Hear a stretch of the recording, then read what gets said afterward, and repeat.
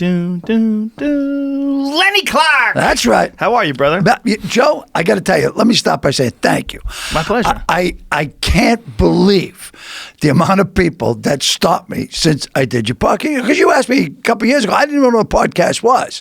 So I did that from the moment I left here. I went down to Venice Beach. Guys were watching the podcast in their car. And came out, right? So then everywhere I go, from captains of industry, the homeless guy the other day at Harvard Square goes, Lenny Clarke, I saw you in the Rogan podcast. You were awesome. And I'm going, homeless guys have phones now. A homeless guy. I'm going, how did you see it? He goes, I seen it. Seen it on the YouTube. And I'm going, that's how you know the progress of technology. Homeless guys have phones and they watch YouTube. So I'm doing Matty Siegel. He's trying to rush me out of the studio the other day. And I said, well, I'm not going to mention you on Rogan. Oh, my God. He goes, you talked about me on Rogan. Everyone called in. He was all excited. So he said, say hello. Hello, Matty Siegel. Said, Matty in the morning in Boston. Yeah. Ever since back in the day when I was delivering newspapers, Matty in the morning was on the radio. I used to listen to him on the radio when I was on my paper route. Him and Charles Laquadera, the mattress, morning mattress. Yeah. And then Mark Parento. Yeah. Did Mark pass away? Yes, he did. And I went to see him a week before. He was at the Mass General, and I went up to him, and I had him laughing. And then I said, do you have the AIDS? He goes, no. So I said, I'll kiss you goodbye. He goes, you wouldn't kiss me, have AIDS? I said, well, I love you, man, but I'm not here for the trip with you.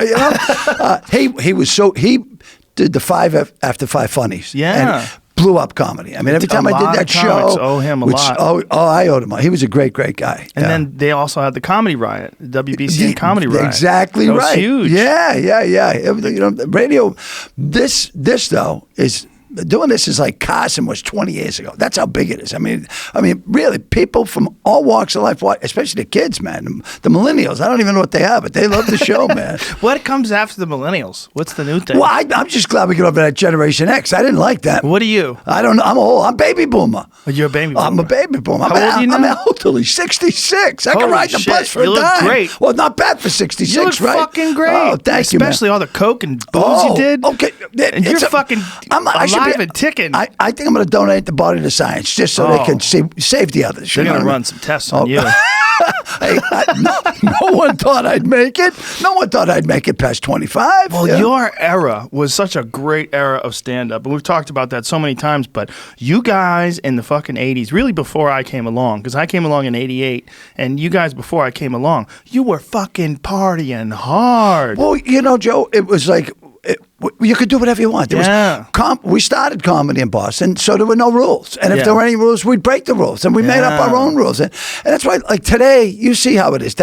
Today, I really enjoy working theaters, but the clubs, the other day, this person heckled me. I hate it. People say, you're so good with hecklers. You know why? Because I hate them. I don't want to deal with them. I want to do the show. Right. I want to create. I want to make something. Yeah. But they throw you off. You're getting going and they're breaking my mind. And you say shit that you go, and they start crying. I go, well, why are you fucking with me? I'm trying to do a show for you. Yeah. I had a guy approach me. I'm sorry to interrupt you. I had a guy, I did a thing for Dana Farmer the other night. Raised more money than they ever raised. It was great.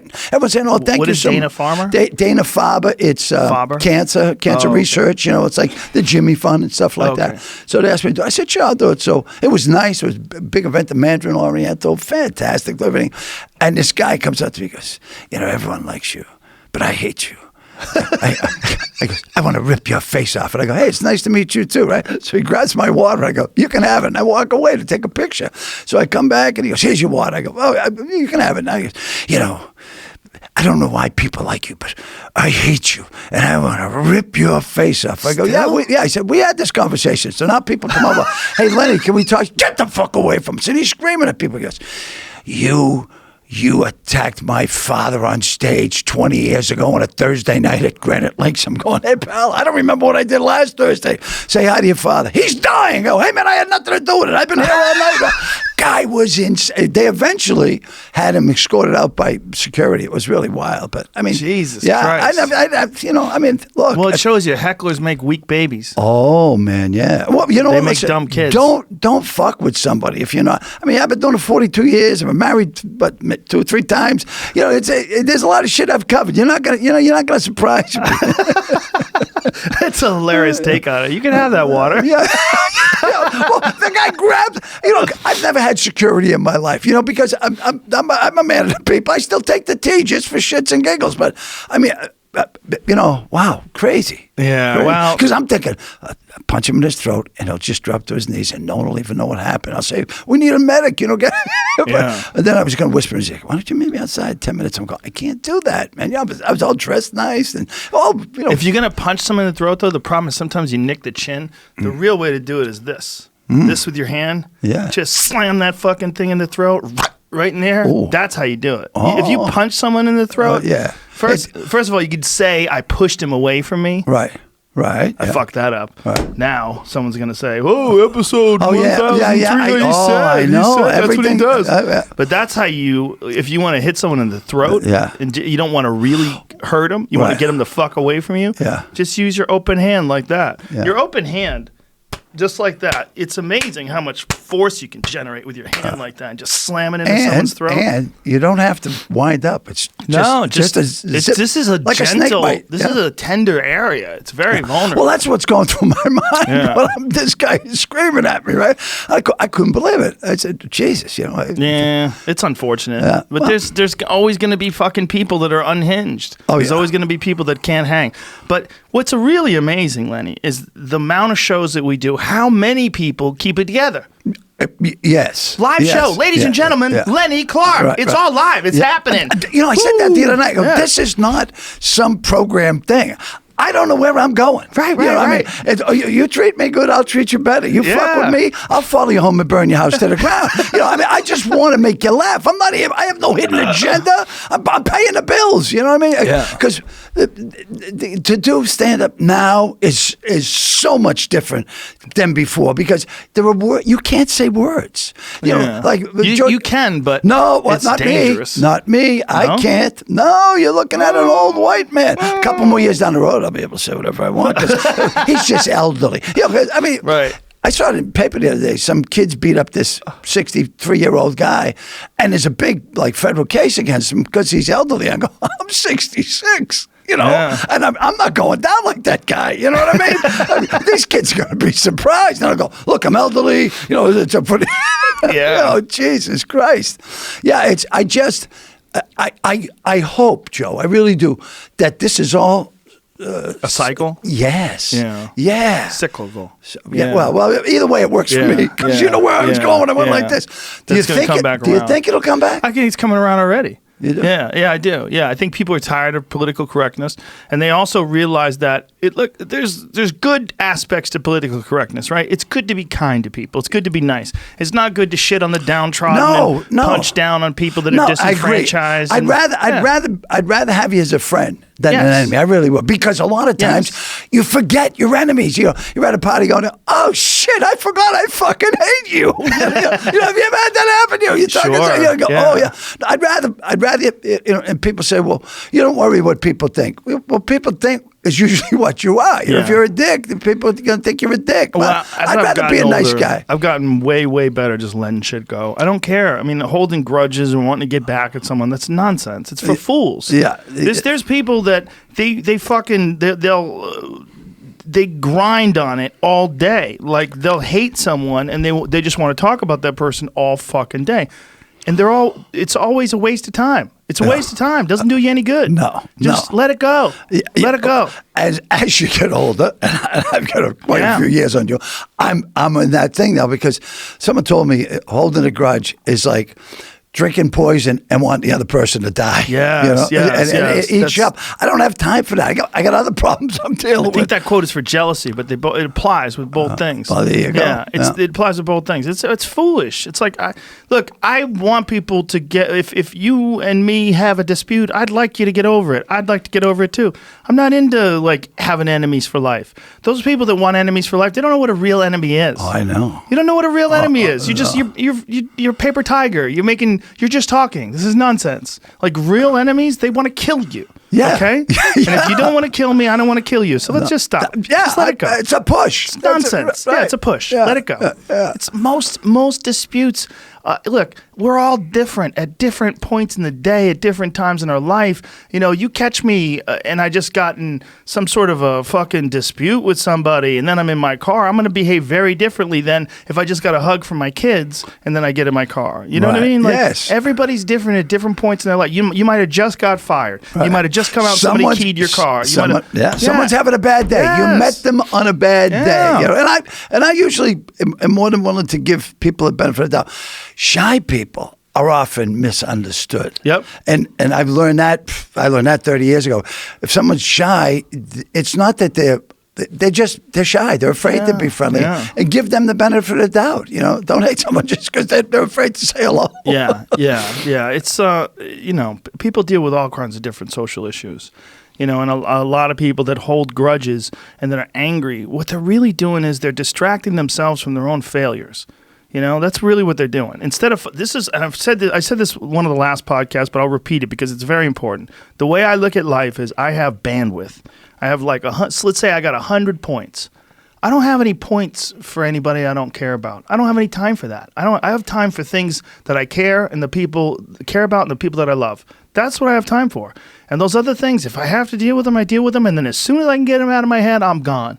I have 100 points of bandwidth. And those 100 points, I'd like to use 100 of them on things that I love and things that I care about. And that's it. Positive. And that's how you get by in life. Yeah. And that's how you become successful. Because if you spend your time 30% of your time wondering and pondering shit you don't like, that, unless you're making comedy out of it, that is going to fail you. It's going to cost you because you're 70%. Now you only have 70% for the good stuff. It's not going to be as good as 100%. You're not going to do as good with your comedy. You're not going to do as good as whatever the fuck you do. If you're a sculptor, a painter, or you're making music, a certain amount, art requires a certain amount, I think, some art requires a certain amount of angst and uncomfortable feeling and just something that allows you to dig deep into your emotions and create something. And sometimes out of anger and hate, you can get some fucking amazing comedy. Some of my best stuff ever. Yes, yeah, right. But you got to treat it like that. Like, don't bring it home with you. Oh, no, don't carry it around. No, I mean, like a bad show when I first started, I'd be upset for a weekend. Now it's like, by the time I hit the car, I go, I love this song. That still bothers me. That's my number one problem. Really? If I fuck up on stage, even if I fuck up one bit and get a standing ovation, that one bit will fucking haunt me. I will go home by myself, sit in front of the TV, and just go just fucking shit, and then I'll just write it out again, and I'll practice it again. How long will you stick with a bit that to you is very funny, but it's not working for the crowd? Oh, that's a problem. I had a bit that I was doing for a while about the Second Coming Project. Mm-hmm. The Second Coming Project was a group of people back in the day when they first started, applying genetic research, and what they were going to do is these people wanted to take samples of tissue from the Shroud of Turin. Do you remember what the Shroud of Turin is? Of course, it came off the face of Jesus. They thought it came off the face of Jesus. Right. They found out later through carbon testing that it was really only a couple hundred years old. But when these people, before they... whose face did it come off? Did they ever figure it out? It's fake. It's not really... The Shroud of Turin. No, I didn't know the Shroud of Turin was fake. Yeah, Google that. Google the Shroud of Turin. They did a test on it. I think it turned out to just only be a few hundred years old. Anyway, what they were going to try to do is they were going to try to take DNA from that and then clone Jesus. And so the bit I had was that, with Dolly the sheep, right? They tried to clone Dolly the sheep a bunch of times, right? Like it wasn't like as simple as the first time they did it. It worked out. Right. I'm like, what if they clone Jesus and he comes back with some birth defects?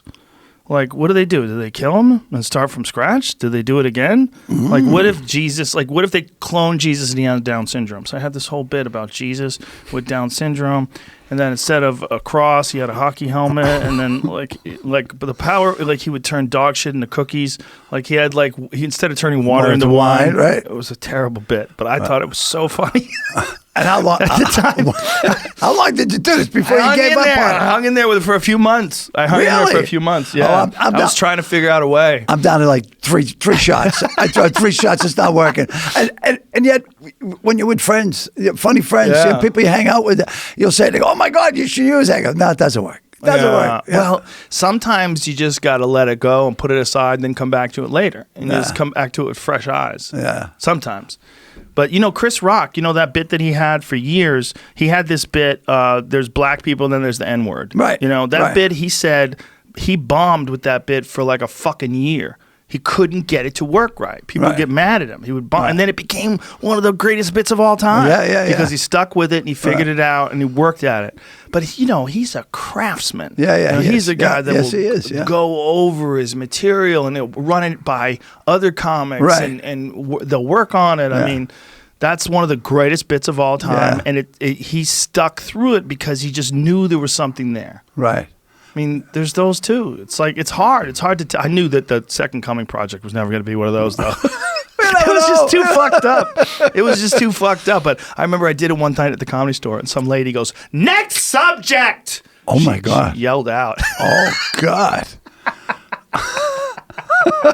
She was screaming at me. I hate you. She was screaming at me. Next subject. I'll never forget that lady. And I started laughing when she said it, which was even worse. I got an old lady story. When we lived at the barracks, there's 14 comedians living in that place in Harvard Square. I don't know if you ever came by because I was pretty high back then. Barracks? The barracks was an apartment that Mike and I had, and we What opened year was it. this? Oh God, it was 80s, in the beginning, when stand-up. So it was probably before my day. I came in 88.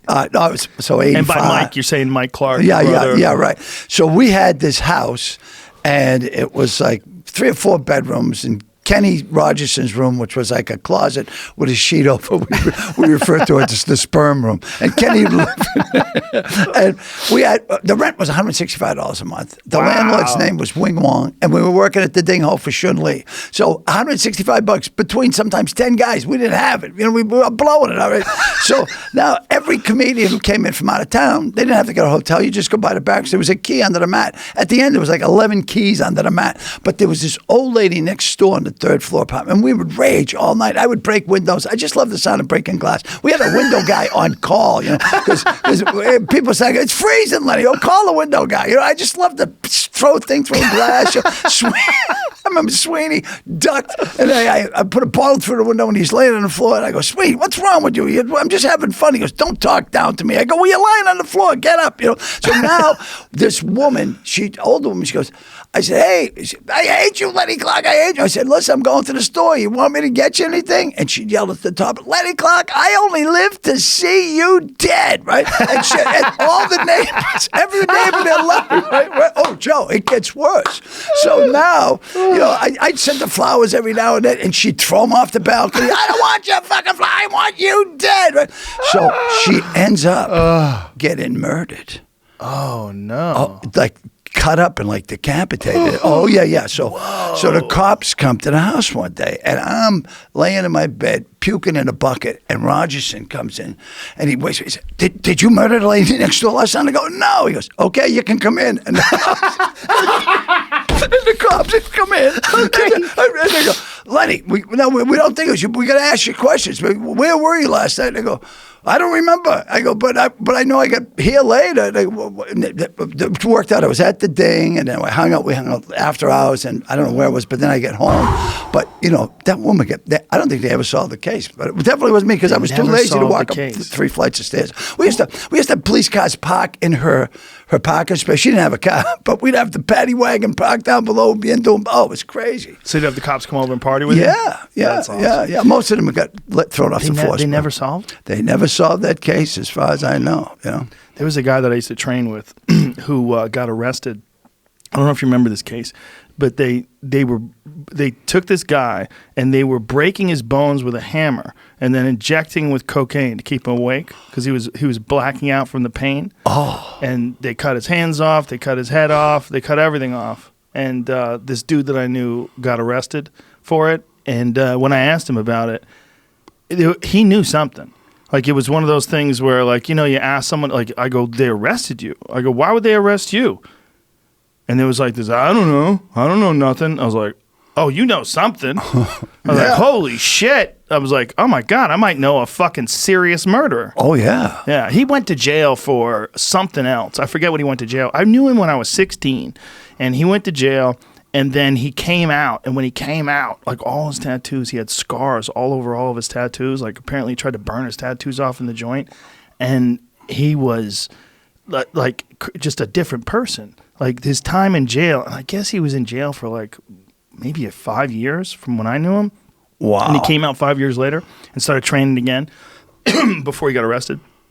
And just super spooky to be around somebody that you think might have done that. No, I know of a few murderers that. Yeah. I mean, I didn't know at the time when I met them, but over the years I've gone, oh my. Well, the guy who got the pass, Johnny Manorano, he was on 16 Minutes. He shops at Stop and Shop in Somerville. And people go, you know what that is? I go, who, Johnny Manorano? He go, hey, Lenny. I went, oh, hey, Johnny, 25 murders. And you know. How's he out?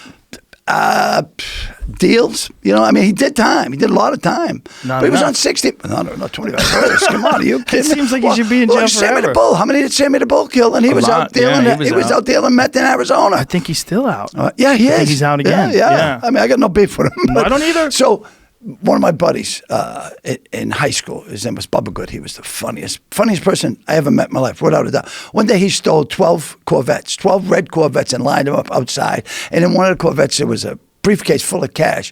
And he went in and he bought the entire lunchroom lunch. Lunch is on me. At high school, right? Lunch is on me. He stole Corvettes in high school? He stole Corvettes. Oh, yeah. And he lined them up outside. You know, Jesus Oh, Christ. he was amazing. So he goes to jail. He goes to Walpole. You remember Walpole State Prison, okay? So we're doing a show at Walpole. You know, a couple of guys asked me to come in. Yeah. So they said, Mr. Clarke, before you come in, we just want to let you know if there's any drugs or drug remnants on you, you're not going to be released. And I went, oh, let me change my clothes. So I changed my clothes and went in and I did the show. And it was really... So they would swab you? Yeah, it was... They just... It was, so if they swabbed you and they found coke on your shirt, you're you stay in. Yeah, and they explain that. And this is like 35 years ago, right? So, and this was when Walpole was still maximum security. You know, I mean, the worst of the worst. So we go in. And I'm with DJ and a couple of people. DJ Hazard? Yeah, DJ Hazard and I think Sweeney. How's he doing?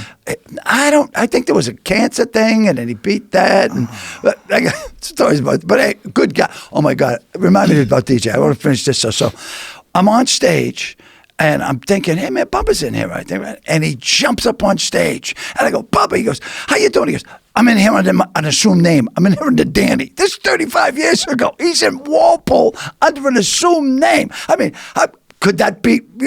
Well, anyway, he gets out, and then he murders some guy, and he goes back, and he's in for double life now, 2 murders. And I said to him, Bubba, why'd you kill the guy? He goes, he was talking shit. You know, he's just a little bit of a guy, but funny. I mean, he's the type of guy, if someone wanted to kick his ass, you could make them laugh so hard you couldn't punch him. He was that funny.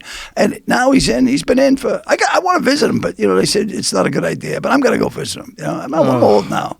He's been over 30 years now. It's so funny how if you're in the nightclub business, like we are, you're going to run into people along the way that have done some horrible shit. Oh. I know a guy who sawed a guy's head off. With a saw? I think a sword.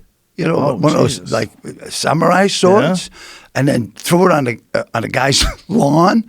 I mean, there was drugs involved. I mean, obviously. I remember it was crack, but crack before crack. What was the freebase? Yeah. Freebase wasn't as bad as crack. That was for people with money. That was the Richard Pryor days. Okay, Richard Pryor was into freebase. So the first time I'm freebasing at like an MBTA station in South Boston, and I think Kennison was there, and this guy who's away for life now too, remained nameless, but I took a hit and I'm passing out. I mean, I'm so high, I'm passing out, and all I could hear was, what are we going to do with the body? That was the last thing I heard.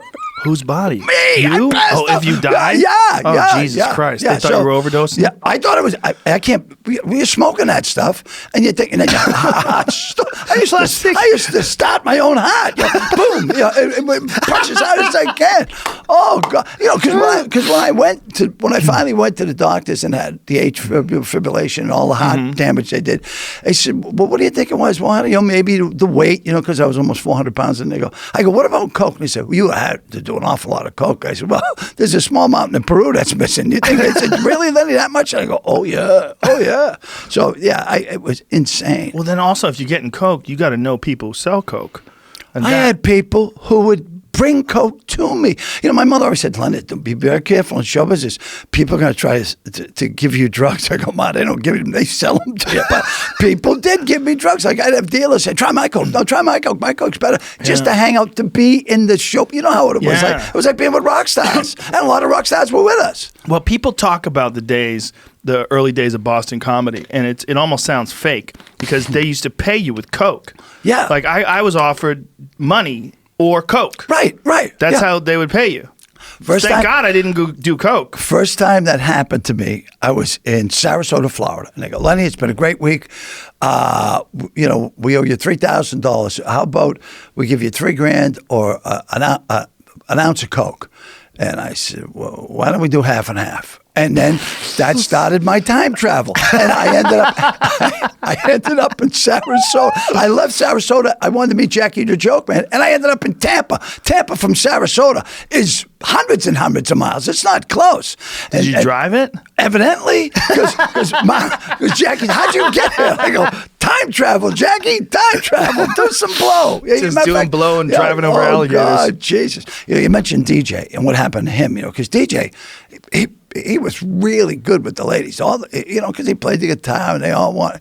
I mean, he was sinister looking. Yeah. I remember Cremens broke a captain's chair over his head one night, and I had to stop. I go, "You're gonna kill him." Anyway, who broke a captain's chair?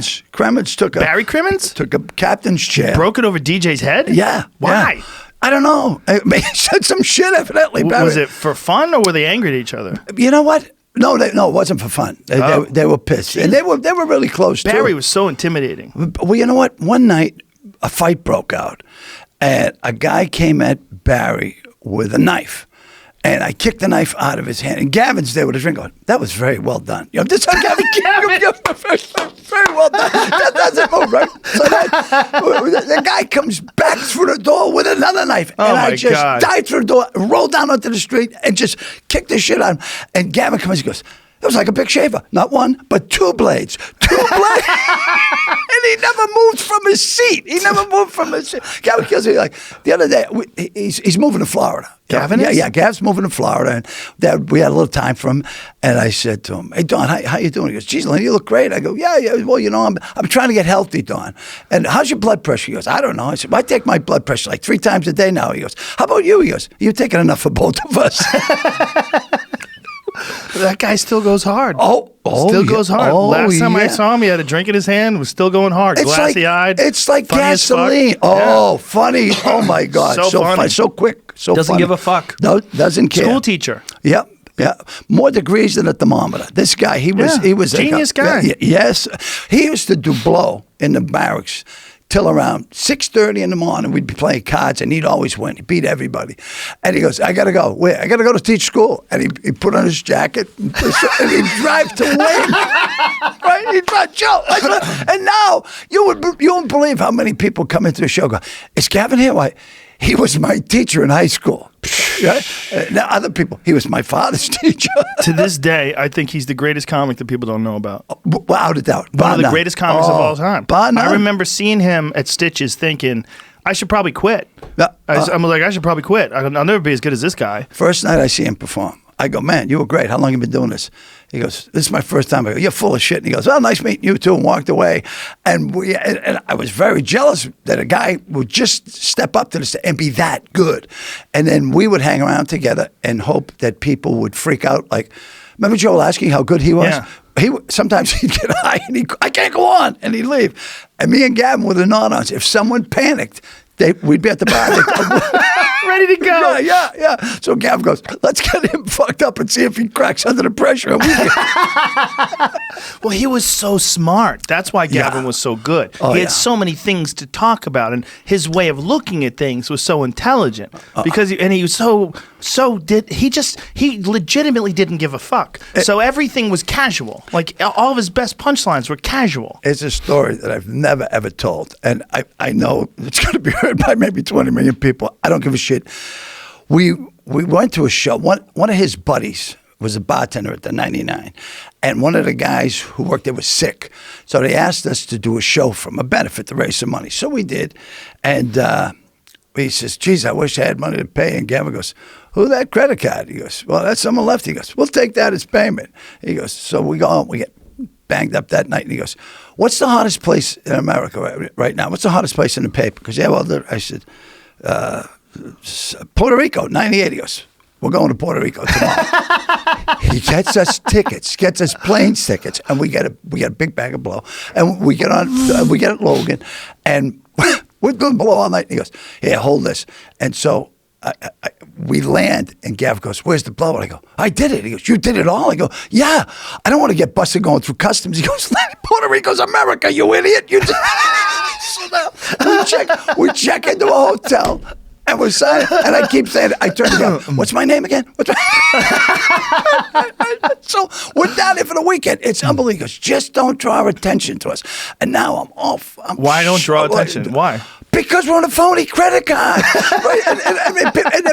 So I'm throwing cheers into the pool. He goes, that's right. Don't attract attention. So we go to the dinner. We go to the most famous restaurant down there, and we get the Chateaubriand for two. I always wanted. I didn't even know what it was, but they come out and they cook it at the table, and I'm shit-faced going, hey, everybody, you're probably wondering, who's getting that dish? That'd be me, right? And Gav's going, yeah, that's it. Don't draw any attention.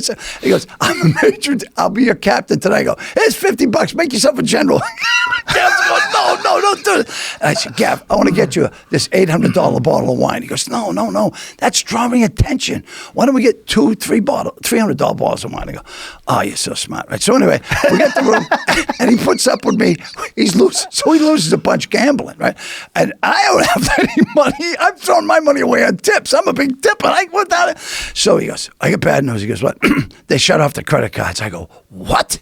He goes, yeah, there's no way for us to get back. And I go, well, why don't you take what money you've got left and go down and try to win some and send me back to Boston. Then I'll wire your money because you know I'm good for all the money back there we need. He goes, why should I send you? And I go, because you're like the second greatest con man that ever lived. He goes, who's the first? I said, Jim Rockford. He goes, Jim Rockford? He's not even a real person. The Rockford Files?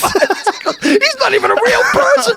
So Gav goes, stay here. So I barricaded myself in the room. There was a big computer that made drinks. It was the Caribbean Hilton, I think. Yeah, it was the Caribbean. And you could push buttons and it would make all different drinks. I drank that empty, right? I had to push that against the door. Gav goes, let me in. It's me. I got us 2 tickets. I go, yeah. I finally fell asleep because I was a nervous wreck. So we fly out and Gav goes. So he got money gambling? He got money gambling. And I don't know how he did it. I didn't even ask, but he got us both back to Boston. He says, I'm never going anywhere with you ever again. But the thing was, second greatest con man in the world. He goes, he's not even real, Lenny. The Rockford Files guy is not even real. Oh, God. But he was brilliant. Gavin was What year was this? Oh, Jesus. Had to be 87, 88. Oh, God, the good days. Oh, I mean, think of that. We're going to the hottest place. We almost went to Venezuela, thank God. You know. And what time of year was this? It was the fall. Okay, so it's starting to get sucky in Boston. Yeah. It wasn't snowing yet or anything like that. You know, I used to think that it was bad that weather, but now I think it makes better people. I really do. I really do. It makes tougher people. Yes. Yeah. But I got to tell you, more resilient. Yeah, but I'm. You know, you're away from me. You don't live there. I mean, 3 years ago, we had like 10 feet of snow in 3 days. You know? Yeah. You know, people jumping out their third floor windows just to get out of the house. Yeah.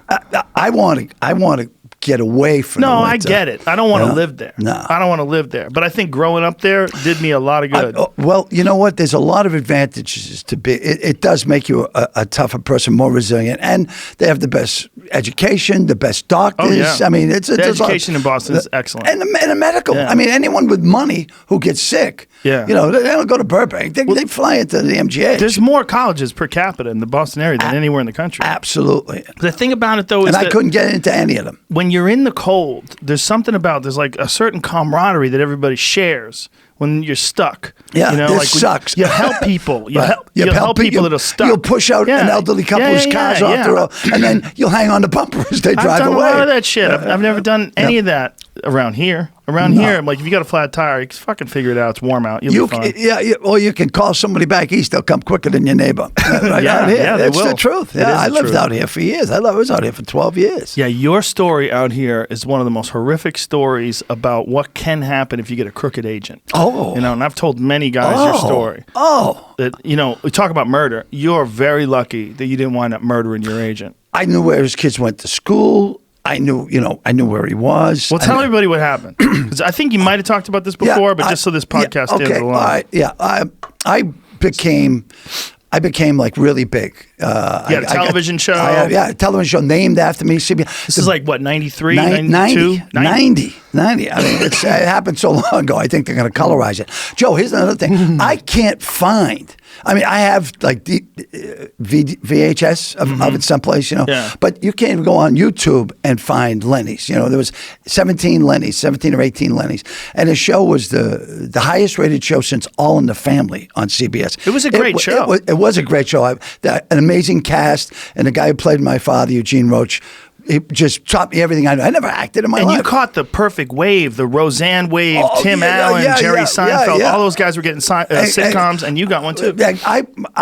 My show started the year Seinfeld started, and Seinfeld didn't have a great first year. Right. We had a great first year. We were doing amazing. And then the first Gulf War broke out. And that killed me. You know, Lenny will not be seen tonight, so we can bring in the war in the Gulf. And then when they brought me back, there was the World Series. Lenny was admitted for the World Series. And then they changed me from I forget what night I was on, but they brought me to. I ended up at Friday nights, which is like death for TV. Death for TV, and you know, and then I went from having everything. You know, I mean, I had a mansion in the marina. You know, a Playboy model wife who happened to be a coke dealer. I mean, a lot of what more could you want? What could go wrong? What could go wrong? And then. This guy, they said, you need an agent? And I said, I want Seinfeld and Leno's agent. And the guy at the time was both. Both of those guys were with him. And he would be getting, he'd say, you want Seinfeld? Well, we'll hire this guy. You want Leno? We'll hire this guy. Well, I was that guy. And they were having Richard Jenny, he was a monster comedian. He was a monster. And they'd be hiring him to open for me. I go, I don't need him to open for me. I have this new guy. It's never been on stage before. You know? I mean, why work if you don't have to? I mean, you know, he'd make me work my ass off. Jenny was one of the greatest of all time. He's another guy that people forgot about. I sing his praises on this podcast all the time. Incredibly fun, and I got along with him. He was a nice guy. Well, you know, I mean, we always hit it off, you know. And he was a monster comic, man. He was, because I don't think I'm funny at anything. I'm insane, and I've made my money being insane, and I got no problem with that. You know, because anyone goes, "Well, who's funny? Who's funnier?" You know, who's funnier? The new Asian kid coming up. You better watch your back. Or the new Indian kid. Because everything's new. Watch out for the new guy. I don't care. You know, you'll all be funny. I just want to act now. I don't even want, you know, it doesn't matter. How often are you doing stand-up these days? I do it to pay the bills, you know, and I work the giggles. You know, I work giggles at least once a month because you can't walk away or you'll lose your fastball. You'll lose everything. You'll lose your fat. You'll lose everything. Yeah, you will. You know, and I mean, I do a lot of charity work. And I do that because it made my parents happy, and it's the right thing to do. You know. Plus, I do a lot for the Mass General, and they've kept me alive over the years. You know, and that's the truth, Joe. Do you remember Eastside Comedy Club in Long Island? Long Island, yes. Richard Jenny was there one weekend, and they said he did 4 different hours. 2 shows Friday, 2 shows Saturday. They said he never repeated a joke. Yeah. And I remember we were all sitting around. It was me and Joey Cola and a couple other comics. We were just looking at the ground. Looking at the ground, shaking our head, going, what the fuck? Yeah. Like, how? Yeah. How does he do it? And it was all A stuff. You know, it wasn't like I'd do 2 different hours in one night, and a lot of it was shit. But I was so high, I didn't care. I'm just, hey, it's all new, baby. Yeah. Enjoy this, you know. Yeah, but it was all A stuff. He was a craftsman. He was a craftsman. And he worked with Rock, by the way. Him and Rock worked on a lot of Chris Rock's earlier specials. He worked with Richard Jenny.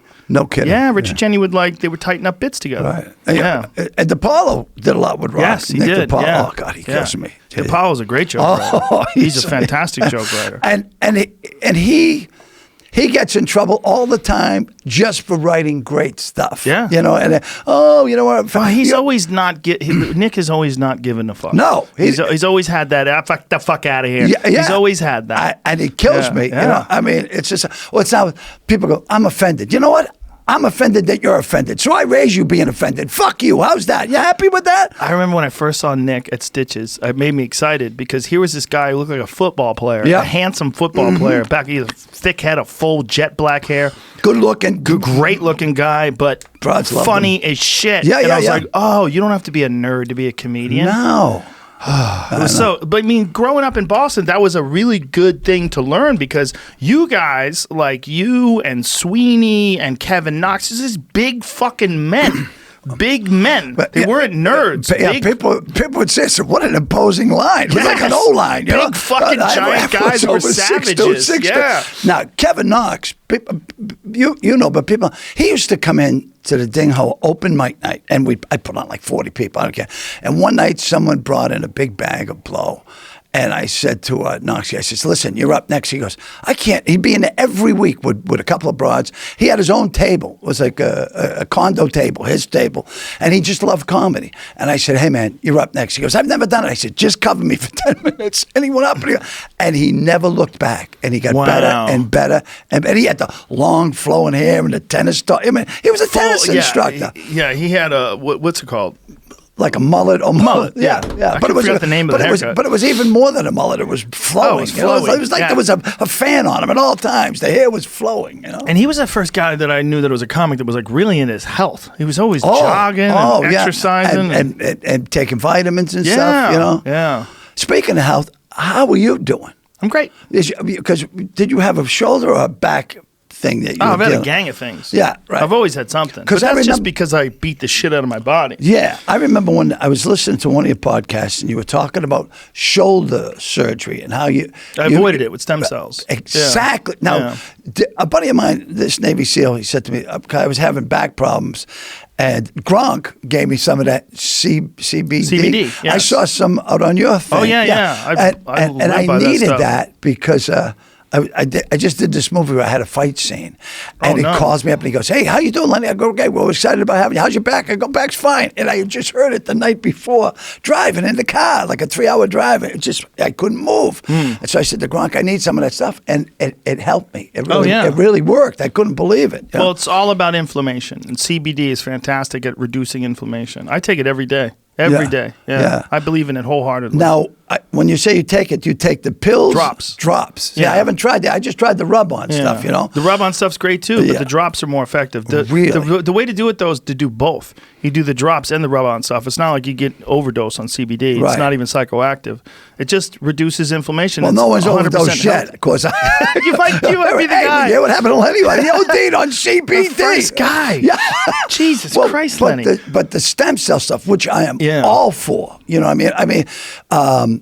This Navy SEAL was telling me, I heard my back, he said, Lenny, there's a place in Dallas, I guess they can inject you into your bloodstream and it goes through all the parts of your body. Yes. Yeah, exosomes. It's not just in Dallas. They do it here in Santa Monica. Really? Lifespan medicine. Yeah. Shout out to Dr. Ben Ruhi. Yeah, I've had it Dr. Ben Ruhi? Yeah. See, that's what I love about you. You got that gym out there, which is amazing. And I said to one of the guys who work for us, I says, does Joe, do he's no, Joe buys everything. Joe wants to be beholden to no one. I go, wow, I wish I could be like that. I'm beholden to everybody. I don't want. I know you don't. If you have someone sponsor you, then you have to get their shit, and maybe it's not the best shit. I buy that Rogue equipment. I buy it. They don't give me a discount. It's the best shit you can get. All those CrossFitters use it. It's fucking phenomenal. It's all rock solid. It'll last 100,000 years. Space age shit out there. I got the everything. new space age running thing. I tried that. That thing's crazy. That's insane. The Zero. Zero runner. That's great. But you know what I like even better? That air runner, the one that you propel yourself. The assault. It's a treadmill. Aerosol treadmill. Yeah. That's amazing. You propel yourself on that. It's not a motor. You know, like a regular treadmill is a motor. You press a button and you just keep up with the machine. Yeah. This doesn't have a machine. This is you actually pulling it. So it's 13% harder than regular running. Wow. Yeah. But less on the joints. Yes, less on the joints. There's no pounding. It gives in. It's very gentle. See, because when I was fat, that's the worst. Morbidly obese. My knee, I would still jog because I wanted to come down. I didn't want to be fat. You know, these people go, "Oh, I'm happy with myself." They're lying to you. No one wants to be 400 pounds. It's a bunch of bullshit. Happier not exercising than they are exercising because they just don't like doing it. So they say, I'm happy being this weight. But if you could give them a pill and say, hey, look, I'll give you a pill and you're going to look like Jason Momoa. They'd go, okay, I'll take it. I'll take it. Everybody would take it. I took the last 30 pounds that I lost to get down to the 200-pound plateau at actual loss of 200 pounds were drops from this like New England fat loss. And they were drops that, all organic and stuff like that. And then recently they took my DNA and they match up the foods that affect your body with the inflammation and the stuff like that. I'm going, oh man, because as well as I do, you can work out till the cows come home.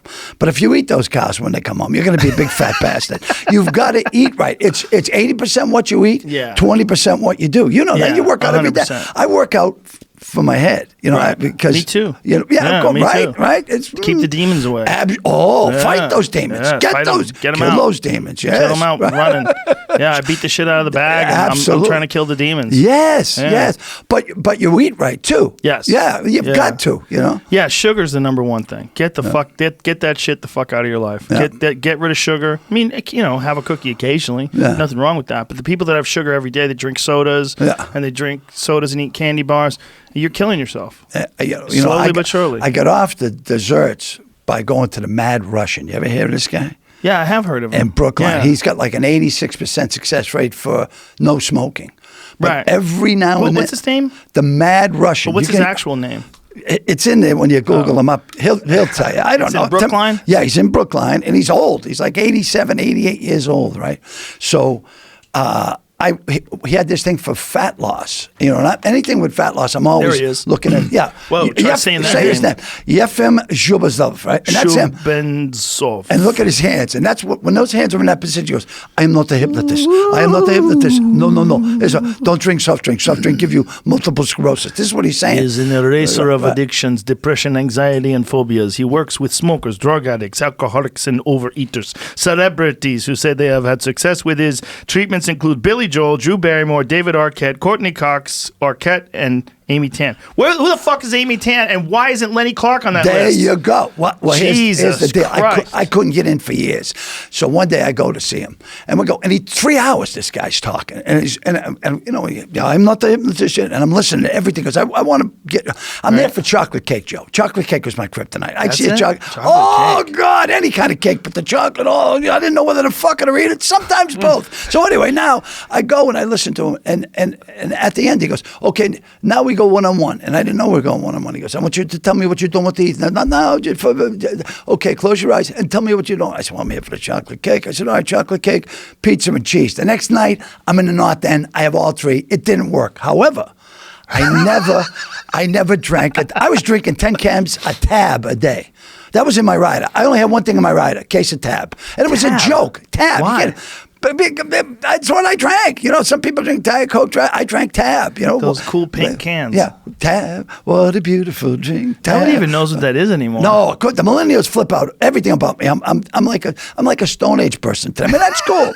So now I don't drink that, and I find myself just drinking water. So I said, you know what? That guy hit me. He hit me with the right thing. I got to go back. 5 years I tried to get back in. I couldn't do it. A Father's Day, about 7 years ago, there's an opening, and I go. And in the room are people from Switzerland, Spain, Argentina, Greece, a couple people from New England, and me. And he goes, I've seen you before. You do not have to pay again. I go, no, I'm not here for that. This is $65. I want in. So I listen. He goes, okay, now we have the one-on-one. Me, I'll go first. So I go in the room. He goes, okay, close your eyes. Tell me what you don't want to think. Never, not just for a month, but forever. You'll never have again. And I go, okay, the chocolate, the cake. No, fuck all desserts. Fuck everything with a dessert, pastries, everything. He goes, poof. Next day, I go to the bakery in Somerville, and the place is crowded. They go, Lenny, come right up the front, because I'm good for a big sale. I go, what do you want? Nothing. I haven't had a dessert in 7 years. Now, whipped cream is my thing. Whipped cream, I eat whipped cream. You still get whipped cream, but you don't get dessert? No dessert. No dessert, just no pastry. Just a little bit of whipped cream? A lot of bit of whipped cream. I mean, a bowl. Like a bowl of it? You scoop it out with a spoon? Sometimes I don't even use the spoon. I Scarface the thing right up. Whipped cream with pudding is pretty goddamn good. Chocolate pudding with whipped cream? Yeah, that'd be all right. Yeah. See? Cold whipped cream and warm pudding, like you just made it. Like if you just made it. Oh, this is like food porn. Oh, my Hey, welcome to goodness. food porn. Oh, my goodness. People don't know about warm pudding because nobody makes pudding. That's right. These fucks, they just buy it. My mother used to make the warm pudding. I'd smell it. It'd get up like an animal. Oh, my God, the smell. I remember it from my childhood. But today, nobody fucking makes pudding. No. Who the fuck makes pudding? No, that's you why. buy it. Right. You buy it already made. I have the whipped cream. We go to a fancy restaurant, and I'll say to my wife, "You want some dessert or something?" She goes, "Maybe I'll have a little something nice." So what about you? Give me a bowl of whipped cream. A bowl of whipped cream. And then they bring everyone will be looking at me. What does he have? I have a bowl of whipped cream. Then mind your business. It's a good move. Oh, it works. Why don't they just sell that? A bowl of whipped cream. That would probably fly off the shelves. Maybe I should open up a franchise. Whipped cream. Whipped cream. It might be. Cool whipped cream. Hey, nobody fucking knew Starbucks was going to take off till it did. Oh, man. You know, when we were kids, you'd get a cup of coffee. It was like 50 cents or 25 cents. Right. You go to a diner. It was easy. Yeah. Now the coffee's $3 for a small coffee. $5. Yeah, for a venti. Yeah. I bought 2 coffees this morning, $11. That's crazy. I know. It's coffee. It's just coffee. Yeah. But something happened. Starbucks figured it out. Make them junkies. Yeah. Turn everybody into a coffee junkie. Why doesn't cocoa get you high? Cocoa? Yeah, cocoa. Well, it's not the same stuff. Well, doesn't cocoa come from the cocoa leaf? No, it comes It from doesn't? cacao. Ah, well, see, that's There why. you go. That's But cacao has you could be a scientist, Joe. I'd have a lot of schooling to go through. But cacao, isn't that what cocoa comes from? It doesn't come from coca leaf. Coca is cocaine. But you know what I I've know never had, that. Lenny? that I know, Joe. That I know. bet you know. Yeah, I know. I've never had I've the chewed the leaves. leaves. Have you chewed the leaves? Yes, I did. What is it like? It's great. It's like let's see what's at the top of the mouth. It just gives Come you a on, taste. everybody, follow me. It just gives you a little taste. Oh my God! Well, I went down to Cartagena. I went on a TNT travel. Right, $199. I took this dame. You could take a cocaine tour? Yes, I did. Well, Joe, they didn't have a cocaine. It took me almost a day and a half to find the blow. When I got to Cartagena, I go, "Hey man, can we get you anything?" I was like, "Yeah, I want a lot of blow, as much as you can get me." And they go, "We don't have any blow." "What do you mean? That's where you make it. That's why I come to see you." "We send it all to America." I go, "There's got to be a shipment that didn't go, or there's got to be one way. Get Senor Lenny the blow." So I ended up going to where they made it. I was chewing the leaves, smoking it, Oh my sniffing it, God. rubbing it on my ass, everything. I didn't care. I was covered in blow. I got like an ounce for like $180. What? Yeah. What's it normally cost? A couple grand back. Oh, my at God. the time. I don't know. Your listeners, I'm sure, will know. Google that, you sons of bitches. Hey, man. It's like you said. People think anyone who thinks I'm making this shit up, great. Okay, yeah, I'm making. What an imagination I would have. I don't have that good of an imagination. I'm just telling you how whacked I am as a person. These stories are corroborated, ladies and gentlemen. Oh, there's a lot of witnesses. Yes. That's why I haven't written a book. A few more people got to die first. Who are you hoping dies first before the book comes out? You know who did die? Rip Taylor died. Yeah, I heard today, right? Okay. Now, when I first started doing comedy, Hollywood Squares. yeah, I did it with him. Did you? Oh, yeah, I did. He was great. One of the nicest, sweetest. Well, anyway, Joe, I used to write comedy when I first started, and I'd spend time in my room. I saw everything on Lenny Bruce. I just delved into, and Lenny used to listen to his tapes for hours on end. I didn't realize he was listening to his performances. I thought he was sitting in a room with the tape running, and when he'd say something. He'd go, "Oh, there," and I'd be with a blank tape, right? So I started, I go, I must be doing something wrong. So I write jokes. I swear to God. I write, yeah, you think I want people to know that? So I go down, and I go, "Ma, what do you think of this joke?" And she goes, "I don't know, man. I guess it's funny." And I go, "You guess it's funny? Well, who do you like?" She goes, "I like Rip Taylor." "Rip Taylor? You know he had sex with little boys?" She goes, "Get out of my kitchen. I love Rip Taylor. Why do you think Heinz makes 57 varieties? You're the only funny person in the world. Get the hell out of here." And I hated Rip Taylor because he was my mother's favorite comedian. That's And I hilarious. wanted to be her favorite comedian. So I'm working the dunes. This is 35 years ago, man. And Pauly Shore, I'm up by the pool, and I'm drinking it. Out comes Pauly Shore, and who's he with? Rip Taylor. And I go, "Oh, my God." Well, he introduces them to me, and before I can get 2 words out of my mouth, he's got me crying. He's one of the funniest people. Quick, funny. "Oh, look at that. Oh, what a buffet for me." All that. And so I said to him, "Hey, Rip," I said, "Would you do me a favor?" He goes, "Well, sure, whatever." I said, would you say hello to my mother if we called her on the phone? He goes, of course I would. So they bring the phone over with the long cord. This is the old Vegas, right? Ago. Yeah. So I go, Ma, I got someone who wants to say hello to you. And he goes, what's your name? Gene. Hello, Gene. It's Rip Taylor. Oh, and you hear my mother, and he spends like 2 minutes on the phone. He's so sweet. And then I go, I love the guy ever since then. And I didn't tell him what I said. I was lashing out. I was a kid. I didn't know. But one of the sweetest guys, and I got to work with him at Hollywood Squares, and we did a couple of benefits together. But a sweet man and funny as hell. Yeah, I never got to meet him, but he was a funny guy. I used to love him on Hollywood Squares. Oh God, they would always come to him when they wanted a little comic relief. Absolutely. Yeah. Well, I'm going to tell you something. They give you the answers to that show. Do they really? Yes. No. Yeah, they have the answers. Yeah. No. Yeah. The answers were right there. Now, you could make up your... They gave that for people who weren't funny. But you could, because I was throwing my own stuff out there. And when I was really getting cocky, and the crowd went, ooh. And I went, what do you mean, ooh? Lenny, you can't turn on the crowd. That's our crowd. I go, oh. And I did the one where Henry Winkler was producing. I love him. Have you met Henry? I love Henry. He's one of the... I did a movie with Henry. He was the greatest guy. He wrote a book called There's No Idiots on the River about fly fishing. He loves fly fishing. Oh, yeah. You know what the toughest part about fly fishing is? What? Telling your parents you're gay. Now, what happened... I'm kidding. I'm kidding. That's my wife's joke. My wife's a big fisherman. Really? Oh, God, yeah. Didn't you live on an island? I live on Montes. I'm still there. Yeah, they haven't gone next to Obama? Isn't that where he lives now? Obama lived on my road. Obama lived on my road. What is it like? Can you get near the house? Or is it like fucking guys with guns everywhere? Guys with guns everywhere. Really? When he was the active president, they watered the road twice a day so the dust wouldn't rise. I swear to God, as God is my judge. So I would pull up, and all the secret security would say, hey, man, tell us a joke, funny man. And I tell them a joke. If they laugh, they let me go. Because the next roads, this was the preliminary road stop, right? To see if you even belonged in that property. Because there's about 60 houses in my place where I live I got like a 5.5 acre estate. I married wealthy again, Joe. I know. You told me. Oh yeah. Congratulations. And she's a fisherman, world-class fisherman with a boat. Really? Captain. Oh yeah. She takes me out and pulls me alongside these sharks, and I go, no, we pulled up alongside a basking shark. The thing had to be 2,000 pounds. I mean, biggest thing I've ever seen. Go ahead and pet it. I go, I'm not going to pet it. It doesn't have teeth. It can't bite. That's all. Lenny Clarke gummed to death by a giant sea creature. Get the fuck. But I've been on her boat. I was on a boat 3 times this year with great whites. She's got a 32-foot boat, almost more than half the boat.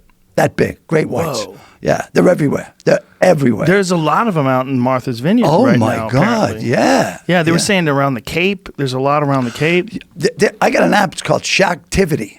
And when they tag all these great whites, right. And when the great whites come near where you are, beep, beep, it goes off, and I go, holy, and you look out, and you can see them. Yeah. Incredible. There's a video of this guy, and this shark comes by the boat, and you can't even believe it's real. You've seen that video? That was on my wife's Facebook page. Was that from the Cape? That was from the Vineyard. It was? Yeah. Okay, yeah. It's insane. It's like a 20-foot long shark. Yeah. It's so big, it doesn't even make sense. Joe, it looks fake. Yeah, it looks fake. It's not fake. No. It's unbelievable. What the fuck do they eat out there? Whatever they want. Yeah, yeah. Seals. Seals? There's a lot of seals. Yeah. And if you ever see seals and you're swimming near seals, leave the water. Because the sharks are the landlord. Did you ever see the video off of Fisherman's Wharf in San Francisco where a great white murks a seal right in front of everybody? Yes. Holy shit, that video, huh? That video is incredible. And the water fills with blood. Yeah, just and that brings all the other sharks. Just blood everywhere. And the people are like gathering around the water watching it like, holy fuck, looking off the dock. Do you remember Kurt Gowdy? Right? Yes, yeah. His son, Trevor Gowdy, came to me and said, That was what was that? The Wide World? No, Wide World of Sports. Was it Wide World of Sports? Yeah. Kurt Gowdy, and then he did he did the first 5 Super Bowls, and I mean, he was the man. His voice. Yeah. So his son said, "We want you to do this thing for the Outdoor Life Channel where you fish." And I go, "I'm not a fisherman. I suck at this." He goes, "No." He said, "We'll use your wife's boat, and you can be the celebrity." I said, "Okay," because we've done 5 or 6 celebrities. All right. I said, "Okay, what are we going to do? Bluefish? No, that's been done. Albacore done. Stripe is done. What do we got? Sharks." I said, "So we go out on this really rough day, man, and we go out about 60 miles, and the water's rough, and halfway out we stop and catch bluefish." I said, "If we're going to, they're the bait." I go, "Oh my God." So we get out 70 miles, 80 miles offshore. I cast the line. Within 20 seconds, I got a 400-pound mako on my line, right? And a blue, 400-pound blue. And I'm going, "Oh, man." They go, "Reel it out, make it, look for long of a TV." I go, "Fuck you, edit it. This thing's heavy," right? So then she cast, and she catches a 500-pound mako. I said, "You couldn't let me be the star for 30 seconds. So now we do the shoot. It's unbelievable. Oh, so a year later, I'm going through Kansas City, and a guy comes up to me and goes, Hey, man, I saw you on that fishing show with the sharks." I go, "Yeah." He goes, "You're the worst fisherman I've ever seen." I go, "Yes, I am. I suck at that, But you hunting, and I saw you shooting guns the other day. Yeah. I just shot at the Matt Light shootout. He played for the Patriots, and you drive around the golf carts with shotguns. It's a lot. Yeah, it's amazing, Joe. You drive around golf carts with shotguns? Yeah, and you shoot skeet. Oh, okay. Yeah. And you can't drink until after it's over. The first year you could drink while you were doing it. No one got hurt, but the people with rules. Yeah. So now. I couldn't get to skeet, so I was shooting off limbs of trees. Boom! Hey, Lenny, you cleared that guy's view. But now, so every year I'm in the celebrity quick draw. It's a pistol because long guns I'm pretty good. I must say I'm really good at long guns, but pistols not so much. But I'm fast, so. I mean, like if you needed a guy to lay down suppression fire, I'd be a guy. So we go, draw, and I don't hit anything. But this year, I hit 4 out of 5. And I saw you shooting the other day. You're a pretty good shot. Not really. I'm learning. I want a gun. When you see a guy like this guy named Taryn Butler who runs that Taryn Tactical place, when you see him shoot, he's like a world champion shooter. Right. You go, "Oh, okay. Yeah. I get it. There's levels. There's levels to this." Joe, I look slow as fuck to someone like him. I shot with the fastest pistol guy in the world. And, he said, "Lenny, you're very fast, but you're horrible aim. You have no aim. You have no aim whatsoever. But you're very quick." Well, I'm learning about that world, the world of competitive shooters, because of that Taryn Tactical place. Yeah. Me and Tom Segura, we started going down there. Yeah. Okay. Because have you ever seen Tom stand up? No. Fucking I heard hilarious. he's hilarious. He's fucking hilarious. I've seen some of his stuff on YouTube. Yeah, he's great. We worked together for the first time 12 years ago with Charlie Murphy, rest in peace. Yep. Me and Charlie and John Heffron were doing this Maxim Bud Light comedy tour. Yes. And we toured around the country, and they would have a local guy open up and do a few minutes before Heffron, and Heffron would go up. It would be either me or Charlie after him. Right. And Segura went up in Phoenix, and fucking guy was so funny. I couldn't believe how funny he was. I'm like, I didn't know who he was. I'm like, "How long have you been doing it?" He's only been doing it like a few years. Yeah. And we became great friends ever since. And now you're up shooting guns. But then we do this Sober October thing every year with Ari Shaffir and Bert Kreischer. Right. And this year, we have to take 10 different classes of something, anything.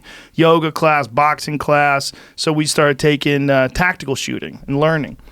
Just learning how to shoot pistols correctly. Because I knew how to shoot rifles for hunting, but I've never. The only thing I've shot pistols before, but with no instruction. I just pulled the trigger and I wasn't. Kenny good at it. Rogerson says that I am the worst hunter in the world because when I moved to the Vineyard, I remember the first deer everywhere out there, isn't there? I didn't know that, and I came home one night lit up, and I got out of my car, and a deer just popped in front of the door. I backed up and stepped on a wild turkey's foot or hoof, whatever they got. So I'm going, "Holy shit, baby! The zoo must be. They broke out of the zoo." And she goes, "These are animals. They're not going to live around my property." So I got a gun, right? And the squirrels were eating all my bird feed, and I feed the birds. And so I'd say, "I'm going to kill you, bastard." First I was throwing furniture at them, and I got a couple of them. But then I really want to kill them, but I figured I'd like to shoot their tail off, maybe, right? So, but the bastards move, and I'd get him in the head, and I go, no. So the squirrel's suffering. I go, now look what you made me do, you stupid bastard. Did you ever eat them? No. They taste good. Well, Squirrels are good. Well, yeah, I give them to the people in the neighborhood, but I don't kill them anymore because I feel bad because I didn't want to kill them. I mean, Right. I'm not one of You just didn't want them to eat the bird food. Exactly. Yeah, we had a problem with our chickens. The squirrels were getting into the chicken coop and eating the chicken food. Well, the deer, my wife swerved to hit a deer. I totaled the caddy. The caddy's gone. Yeah. So the other night, I'm coming home. I'm pissed off. They tell you not to swerve. I don't swerve. I go for them. I chase the bastards. I chased them right through a field. I didn't get them, but you could die that way too. Yeah. Oh, yeah. Because my friend Cam, he lives in Eugene, Oregon, and a guy in his neighborhood, guy in front of him hit a deer, and it flew up in the air and landed through his windshield and killed him. Oh. Yeah, so guy driving down the highway, guy in front hits the deer. Boom! Deer comes flying through the air. Bang! Right through the windshield. Through the second guy's Yep, through the second guy's windshield. That's why I never follow anyone. Always lead. Lead. Be the lead pony, man. But behind me does not matter. Yeah. But with the deer, when I got there, I had a partial view of the ocean, It used to be a real ocean view. And in the wintertime, I was the only one there. So I said, hey, it'd be terrible if a typhoon came and took all these trees down. And the trees came down. But I replaced every tree that was missing. We bought out two. I see what you're saying. Two nurseries. Of course you do. Two nurseries that were going out. Is it illegal to chop trees down? Evidently. So I'm glad you didn't do that. Why would I? I'm a law-abiding person. I understand that. So I bought two nurseries going out of business. We have 500 trees, none of them over 6 feet tall. But then we had gardens and vegetables and stuff like that. Mm-hmm. And the deer were eating them. And I'm at the beach one day, and I'm pissed off. I'm saying, these goddamn deer. And this old guy comes to me, excuse me, I overheard your conversation.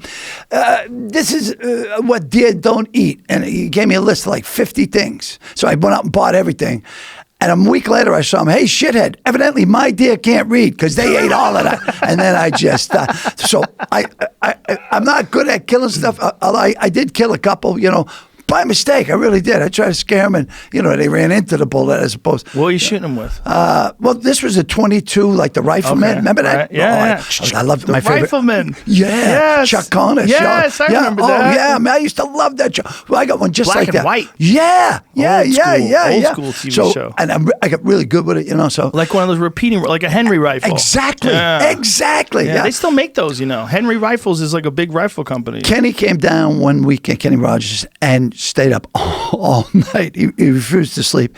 Went through about 300 rounds, and the gun was still smoking the next morning. And I got to get it fixed now. So I have other guns, but anyway, I'd call up my caretaker, say, hey man, get over. You want a date? Yeah, I'm on my way. So he came over. He goes, how many did you kill? I go, oh, just this one. He goes, there were two more in the yard. And I go, because I was firing into the bushes to scare them. Evidently, I got them. So is there a rule on how many you're allowed to kill? Are you shooting them during season, or are you just shooting them as a nuisance? I shot one from my kitchen table. I said, get out, you pepper. Yeah, right through the. Oh my God. I had the screen door open. Yeah. But I don't do that anymore. But it's just Jay Miller. I love Jay Miller, the hockey player, played for the Bruins. They hired him to protect Gretzky years ago. I think he may have lost one fight in his life. He's a tough son of a bitch. Anyway, hockey's 10 best top fights. He's in like 3 of them. So he says, can I come hunting your property? I go, that'd be great. Come over and kill all my deer. So he gets like 6 or 7 guys, and they come over with these unbelievable bandoleros and shit. Right? Jesus Christ. So he's beeping the horn in his trucks, and they're all in these big trucks. And I go, hey, how you doing, Jay? Man, I'm so glad you're going to kill everyone you can find. He goes, oh, no, man, it's not deer season. We're killing rabbits today. And you hear my wife in the back, not my rabbits. I'm going, oh, so I got to go out and tell these fucking monster hunters. I say, hey, man, listen to me.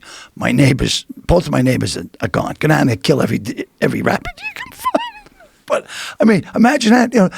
I'm telling these testosterone they look like Mexicans. They're coming down there to kill rabbits? That seems ridiculous. No. All the way to Martha's Vineyard to kill rabbits? There's a lot of rabbits there, man. There's rabbits and skunks. Right. And skunks. Someone brought skunks are not indigenous to the vineyard. Somebody This brought 'em over? asshole brought skunks over because he was pissed off at some other rule he couldn't do. Oh, no. And he let them, and they multiplied, and there's Oh, tons of. I've Jesus seen Christ. baby skunks. You know, Somebody brought skunks over to piss somebody else off? Yep. Who is this guy? Name him out. Fuck that guy. Yeah, oh, I know. Yeah, it'll come to me. I'll text you his number. They're name. cute little animals, but they'll fuck your chickens up too. Do you know skunks are predators? They'll fuck your dog up. Oh, yeah. You know what I mean? And if you got a cat, They'll spray the shit out of they'll- them, too. Oh God, That's terrible. Then they got to bathe them in tomato juice. It doesn't and shit. work. My dog got zapped. Really? It does. Yeah, not the dog out here, not Yeah. Marshall, but when I was a kid, my dog in Boston got zapped. Yeah. The tomato juice didn't do jack shit. She stunk for fucking weeks. Oh. Yeah, we Hey, kept shampooing her. Yeah. Oh God. You know when you asked, is there a limit for the animals you can kill? When I killed my first turkey, I thought that some guy owned all these wild turkeys. That's funny. And when there was 3 missing, I go, he's gonna know there's 3 missing. He's gonna come up here and give me lots of Yeah. shit. You know, get rid of them. And they cooked it. And it was really gamey. I had a piece of it, not good. You know, You But- got to cook it right and you got to prepare it right. But yeah. I've had wild turkey and it was really good. Yeah, I'm sure if you do it right. But Yeah. I mean, these guys, they have no teeth and everything. I mean, just Now, is there a hunting season on Martha's Vineyard Yes, where you there can is. shoot deer? Yes, there is. Really? Yeah, I think it's twice. And then there's bow and arrow season Yeah, too. You know, okay. because I let some guys put up stands in my yard. You know, I got, Really? Yeah, I got 5.5 acres. You know, How many deer do you have out there? A lot of deer, Joe. A might lot have of to go deer. visit And you know, I've noticed there's a lot of 12. You had a lot of 12-point bucks. Well, these are elk. That's an elk. Okay. Yeah. Well, there was a 10-point buck in my property Ah. that a guy bagged. And Wow, it's a and big deer. Yeah, it's huge deer. Yeah. And they have little deers, you know, the Bambi deers. Yeah. And I mean, you know. Well, there's no predators. No. That's the thing about No. Martha's Vineyard. No. If they're out on that island. Yeah. How the fuck did they get out there? I don't know, Joe. I have no. You know, the guy brought the skunks in. I know Somebody that probably brought the deer Maybe out. the Indians. I don't know. But- who knows? No, they might have swam. Right? They could swim. They can. You know, They can and- swim. I've seen them swim across rivers. And if you swam on a calm day from Falmouth to the Vineyard, it's probably 5-6 miles. You could do that. It could be done. It could Yeah, be done. for sure. Yeah, Yeah, yeah. and who knows? It might have been closer at one point in time Well, in look, history. you know, they have the Cape Cod Railroad train. Mm-hmm. They had a bear take the train. Joe, I swear to God, he got on the garbage train and he was eating the garbage, drove across the canal. You know, they've let the railroad bridge down and the bear is showering down and no one even knew. And people call, there's a bear on the train. And they go, yeah, that's very funny. And they ended up down near the bottom of the Cape. Well, there's a shitload of them in Pasadena. Oh, really? Yeah, they hop in people's pools. It's a real problem. There's one of my favorite videos. This guy's walking down the street looking at his phone. Yeah. He's just looking at his phone, not even paying attention. And he literally, a bear's like from you to me. And he's like, ah! And then he turns and runs away. And the bear's like, ah! They're black bear. They're What- not that dangerous. What would They you can be dangerous. What would you rather have in your pool, a black bear or an alligator? A black bear. Yeah, I mean, Yeah, because you could alligators. you could talk to the bear. You can scare the bear away. Yeah. Get out of here, you fuck. The They'd run alligator, away. alligators. That's a the death wrestle. goddamn The death dinosaur. wrestle. Yeah. Yeah, look at this one. This is in these two Pasadena. old people. Is this Pasadena as well? That's what it said, yeah. So these two old people. Is that a bear in the back that I'm looking at? They're not even paying attention. And watch, the guy locks his door, I'm just gonna walk away. And this fucking bear is like, hello. Oh my God. Yeah. Well, at least it's like a nice bear. Well, it's a residential bear is what it is. They're used to being around people. That's a habituated bear. That's the problem. They I'd get- like to teach him how to drive a lawnmower. Pasadena's a beautiful place. Imagine that, having your bear drive the lawnmower. Wouldn't that be something? Did you ever work out there in Pasadena at the Ice House? Yes, I have. Yeah. Well, 30 years ago. Fucking love it Yeah. out there. And so, you know, they're butted up against some mountains out there. Yeah. You know, it's pretty close to Big Bear as well. So there's a Right. lot of bears out there in that Yeah. area. And they hop in people's pools and swim around. People come home, there's fucking mama bear and two cubs swimming around their pool. Don't fuck with the mama bear. No. No, yeah. 4 people have been jacked so far just this bow hunting season in Montana by grizzlies. And it's almost always a mama bear with cubs. Now, where do you go in Montana? Well, I haven't hunted in Montana in a few years. Last time actually I hunted in Montana was with Bourdain. We went pheasant hunting outside of Bozeman. But My wife's got a place in Bozeman. Bozeman's fantastic. It's unbelievable. It's gorgeous. Did you ever go to that hotel where that guy rode the horse into the elevator? He was in stripes. I forget his name. I swear the guy rode the horse into the because I said, "Where'd the guy ride the horse?" He was over there. Stripes. Yeah. The Yeah. guy who was the drill sergeant there. He did a lot of movies anyway. Yeah, I haven't been to that one, but yeah, Bozeman's fucking great. But I hunt in Utah. I've hunted in Colorado. I've hunted in Alaska. I've hunted in a lot of places. Montana's amazing. It's amazing. We went there after the Whittier earthquake because she flipped out. So we left, and first flight out was Utah, and then from Utah we went to Bozeman. So just to hide while the earth falls apart. Yeah, right. Yeah. So now we go into Yellowstone. And they're snowmobiling, and I had never done that, I mean, maybe one, but there were no rules. I mean, to go to Yellowstone now, Clinton had it. You have to go on a tour. Back then, you could go just rent and go off on your own. Oh, really? Oh, yeah. And they have Clinton changed that? Yeah, she did. Why would Clinton change that? I don't know. You can't get your dick sucked out there in the forest. You catch me, fuck you. No snowmobile. You got to stay on the trail. Well, I ended up going to Old Faithful Lodge, and I was still smoking and drinking, I think, back then. Yeah, and I wanted to see if that Old Faithful, if it went off every hour on the hour. And so I went out at like 4 a.m. figuring, I think it's a scam. I think they lied to everybody. I'm going to be an investigative reporter. So I'm smoking a joint, and I'm out there. It's just me.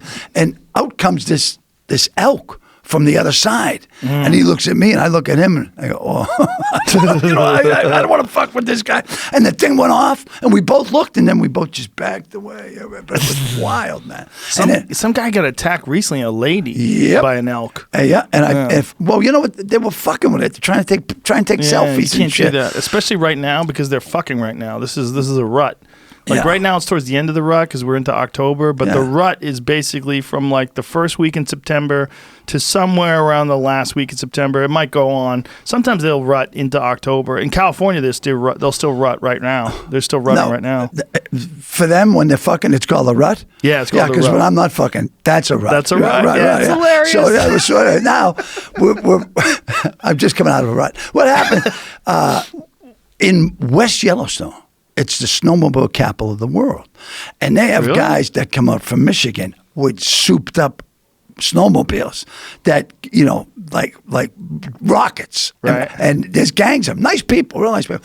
And I met some. They were in a bar, and everyone in West Yellowstone drives around on the streets in the snowmobiles. There's more snowmobiles than cars. I didn't even see that many cars.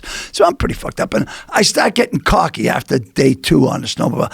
And I go up off this ridge, and I'm airborne. And I come down in some fucking trees. That's how so now the snowmobile is buried, right? And my wife comes, what the fuck have you done? How we gonna? I don't know. Help me. She said, we can't pull that out. And who comes up with the guys I met in the bar that morning, 10 of them, and they pulled it out with me. And they said, you should be able to make it back. And I go, why? They go, well, the front's all fucked up. And I went, okay, so we bring it back. And she says, what are you going to tell the guy? I go, I'm going to tell him we got charged by buffalo. and it's what, so she checks in hers, and I call the guy, excuse me, sir, I got to talk to you. I said, what happened? I said, well, see what happened there. And he goes, what happened? And she goes, I walked over just as the guy was saying, by buffalo, huh? Guy says, kid, I've never heard that story, ever. I've never heard any charge about buffalo. He goes, I was $150. I said, great. He said, I should have charged you 3. I said, hey, I would have paid it. It was all fucked up. The light was broken. But you can't do that anymore. Last time I was in Aspen, we rented snowmobiles, and there's like a course that you go. They take you on this run, and they take you all the way up into the mountains. There's a whole area they can take you. They stop. You get hot chocolate. You overlook this trout river. It's fucking fantastic. It's really cool. Aspen is amazing. Joe, I went out to Aspen with a buddy of mine who owned D'Angelo sub shops. Brian McLaughlin. He's a great guy. I said, why do you call your sub shops D'Angelo's? Would you buy a sub from a guy named McLaughlin? I said, well, no. So anyway, we fly out in this jet. We stop in Vegas, and we end up at the Glenn Fry Ed Podolak tournament. It used to be Glenn Fry. Jimmy Buffett. The Eagles? Yeah. How cool is that, right? So now we're out there, and we check into this Hotel Jerome, right? And he says, what do you want to do, Lenny? I said, well, you know what? I'd really like to get a mountain bike and come down that ski slope. And he goes, I don't know if you can do that. Tell you what. So he rents 3 SUVs. There's like 12 of us, and we went mountain bikes, and he takes us up to the top of like the Continental Divide or some shit, and he goes, "Okay, let's go." And there's no guides or nothing. I had flip flops on, right? No helmet. I went down. It's 14,000 feet. I'm passing fucking cars, and he says, "Somebody get that fucking moron." So the SUVs, Brian wants you to pull over. And I go, he goes, "What the? You're gonna get fucking killed." This is like a 10,000-foot drop on the side. And I go, "All right, man, all right," because it was just so much fucking fun, I mean, I don't give a shit. So he ends up getting bumped by one of the guys in the group, real asshole, no one liked anyway. Ends up in the fucking hospital. So he rides by me. He's covered in fucking blood. And I go, "What happened?" He goes, "I'll be okay, man. Just get back to the hotel." So now I got to pedal back to the fucking hotel because I'm at the bottom of the mountain. We got to pedal back to the Jerome. So I said, "How's he doing?" He said, "He doesn't want to see you." I said, "What?" He said, "He doesn't want to see you." I said, "Why?" He says, "He's afraid you'll make him laugh." So I went in, I said, "Brian," the minute I walked, he started laughing. He goes, "Get out, take the fucking jet and just go home." It hurts me so much to laugh. But it was funny you mentioned the Eagles because the night before, we golf at this. I mean, everyone's at Kevin Costner, all these big stars. I mean, I remember Kevin Costner says, "What are we eating?" And I says, "Well, if you have what you eat, I'm a cunt." He said, "Can I use that?" I said, "You can have it, brother." So we go, and it's like wild game buffet, At every hole, they have like animals that, endangered species and shit, It's really great. And booze and friendly women. It was really, really crazy. Right? So after the thing, we shower up and we go to this little place, must have held about 250. And the show is the Eagles. The fucking entire band. 250 people and the Eagles. And we're walking in, and they go, "Hey, Brian, how you doing?" I'm going, and Brian's going, "Hey," I go, "Brian, that's the fucking Eagles." He goes, "Yeah, I lent them my yacht one week. They never fucking forgot about it." He buddies with them, so we met the fucking Eagles. We bought it in. Oh, yeah, it was crazy. Wow. Yeah, how wild is that? Holy shit. Well, Aspen's famous for that kind of partying, right? Yeah. I think that's why they used to have that Aspen Comedy Festival up there. It was like an excuse. Yeah, I did that one year. It was an excuse for people to ski and party. Yeah, I mean, Aspen's cool. I mean, I go to Vail every year for cystic fibrosis. We do a big tournament up there. It was a ski tournament, and you race and shit. And I'm horrible. But, people pay big money to see me crash. I do it for the kids. Yeah, that whole Aspen area, it's beautiful in the winter, but my God, when you go there in the summer and you see what it looks like, you go, now I know why all these rich people live up here. Oh, yeah, because stunning. It was the only time I was ever there where there wasn't snow. I think I did the Aspen Comedy Festival twice, and it was all snow. And then the year I golfed with Brian in the Glen Fry tournament, it was just beautiful. Gorgeous in the summer. Yeah. Gorgeous. And hunting. A lot of hunting up there. A lot of hunting. I could see me and you hunting from the chairlift. Yeah. Well, there's more elk in Colorado than I think any other state. I think it's got the most elk of any state. And you eat almost everything you kill, right? Oh, I eat everything I kill. Yeah, there you go. Yeah. I eat most of what I eat is elk. I'm having elk for dinner tonight. I marinated it today. No kidding. Yeah. I marinated it and vacuum sealed it. It's in the fridge right now. And I get home, I'll cook it. Yeah. See, I cook it a bunch of different ways. I eat sausage. Yeah. See, so that's good.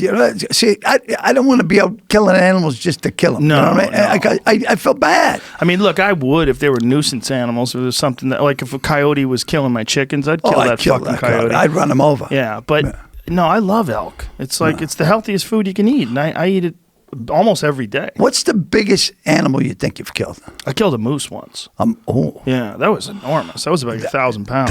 I saw one up in Maine. They're huge. They're unbelievable. Yeah, they're so big it doesn't even make sense. When you see one walk across the road for the first time, the first time I saw it, I was like, what the fuck?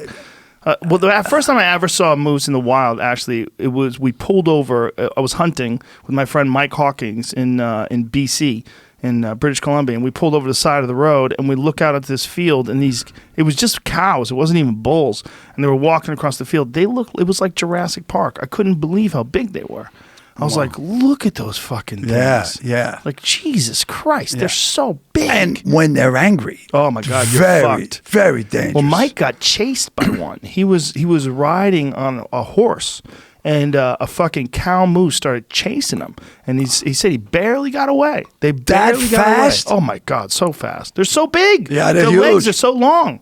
And they look gangly and shit, but when they're in motion... Well, they look gangly so that they can walk through swamps, and they spend a lot of time.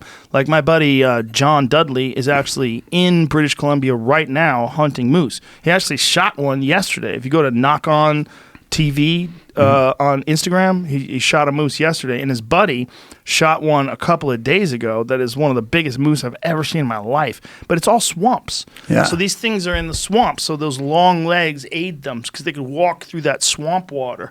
You know, I mean, they're literally like where their body starts, the bottom of their body starts, it might be 5.5 feet off the ground. Wow. That's how big they Jeez. are. And then the rest of them, and then the head and the fucking antlers, everything is enormous. They're huge. Now, you mentioned you were shooting pheasant with Bourdain. Yeah. I never met him. I always wanted to meet him. I love his shows. He was awesome. Yeah. Now, did you obviously ate the pheasant when you got it, right? I didn't get one, but he got one. Right. I clipped one. I missed it. I just knocked a feather loose. I went down to my wife's house in Virginia early on, and I met her dad. Her dad was a big bird hunter, and I said, "Well, you never ate pheasant?" And he went to the closet. He pulled out a shotgun. Right, we went out. I hear bam, bam. We're eating pheasant tonight. He had killed the pheasant in his backyard. I mean, there was lots of pheasants in Middleburg, Virginia. It's like horse country. And first time I ever ate pheasant, it's delicious. It was unbelievable. They're very, very good. Yeah. Now, it's funny you mentioned Bourdain. Is there anybody, because you're in a great position now, Joe, is there anyone that you'd like to meet that you haven't met yet? Sure. Yeah. A lot of scientists, like Dawkins. I'm going to meet Richard Dawkins soon. He's going to do the podcast. I'm very excited to meet him. Yeah. But no, I mean, and that's funny you said, because I agree. Scientists should be our rock stars. They should be our superhero. Yeah. Me too. I mean, these people can change the course of life for not just one, but for many. Well, it's also important too for a dummy like me to have someone like that explain. Like I have this guy, Sean Carroll, was just here a couple of days ago, and he was trying to explain to me quantum physics and quantum mechanics. It's like I've read that book, I've listened to that book on tape, I listened to him talk, and I might have got like 1% of what he was trying to convey, because it's really complicated shit. Yeah, no dummy, brother. I'm so happy that guys like him are out there that at least try to explain it to people like us. Well, I tell you, you have all that gym equipment, and I thought about this, and you could do me a favor.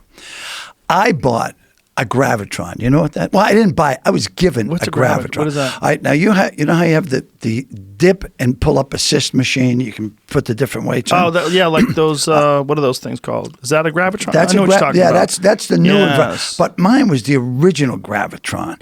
It was the thing with the like a computer sensor and a propulsion. Oh yeah, I remember those. And every time you saw one, you'd get on it. You were just away. Like little red lights. Yes.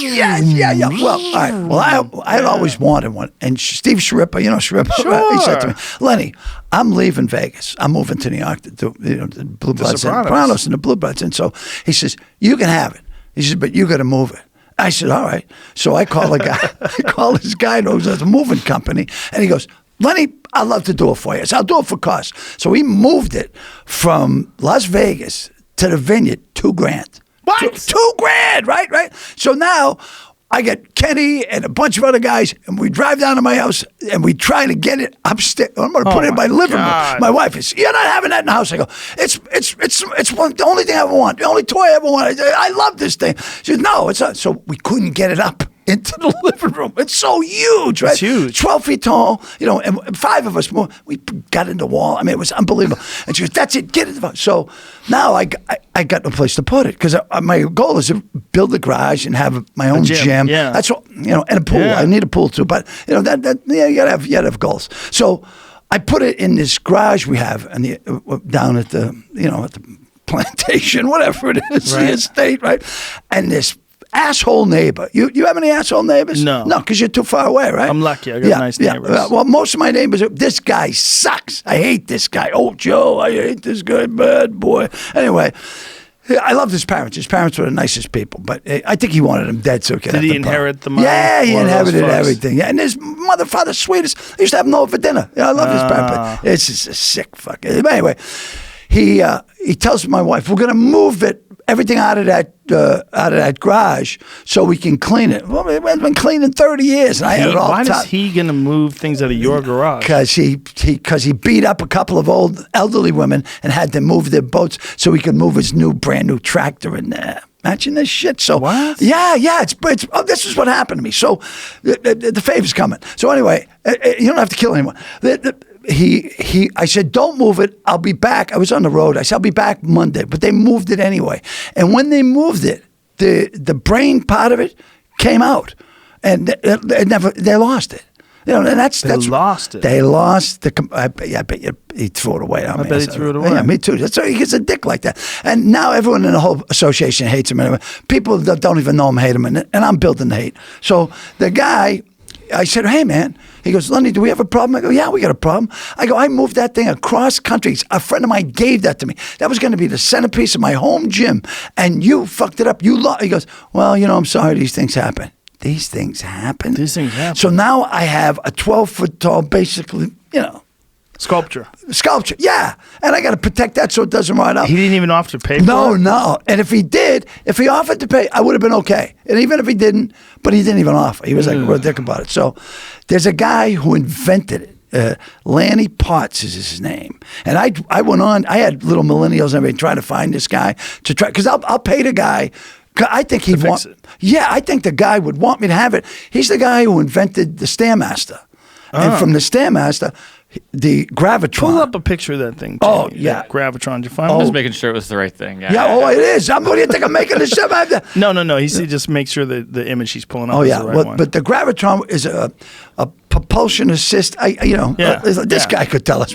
Yeah, it gives you a little assist. So instead of pulling up 200 pounds, you're doing a chin up, it gives you like 100 pounds. But then every day you work down and down. So right. There it is. Okay. Now that's the new model.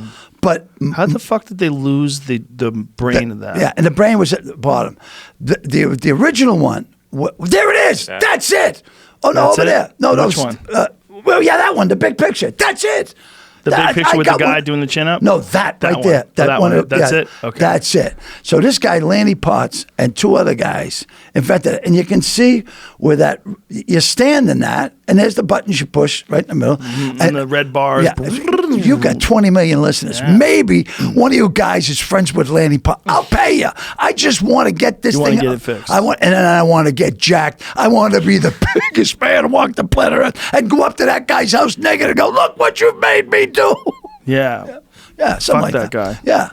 I can't believe he lost the brain of it. Oh, it broke my heart. I mean, I haven't even told Shrip yet. Because, hey, how's that thing going? Shrip was so nice, man. Shripper will go to the guy's house and fuck him up. When Shripper used to run the Riviera, he scared the fuck out of me a couple times the way he dealt with hecklers. Oh, yeah. He saw some guy take a cigarette and throw it on the ground and step on it in the showroom, and he fucking screamed at that guy and got in his face. But it was like a "you're gonna die" scream. Yeah. Shripper's old school Vegas. Oh, yeah. Legitimately. People don't know. Oh, man. They think he's an actor. Oh, no. He got into acting, I think, because of Drew Carey. I gave him one of his first acting spots on Sunday Comics. I was in an electric chair, and he was the guy locking me in, and he never forgot that. He said, man, you gave me a break, and he always bring me out. I fucking love that guy. I love Steve. Day. I worked for him in like 97, back in 97. That was like the first time I ever worked for him.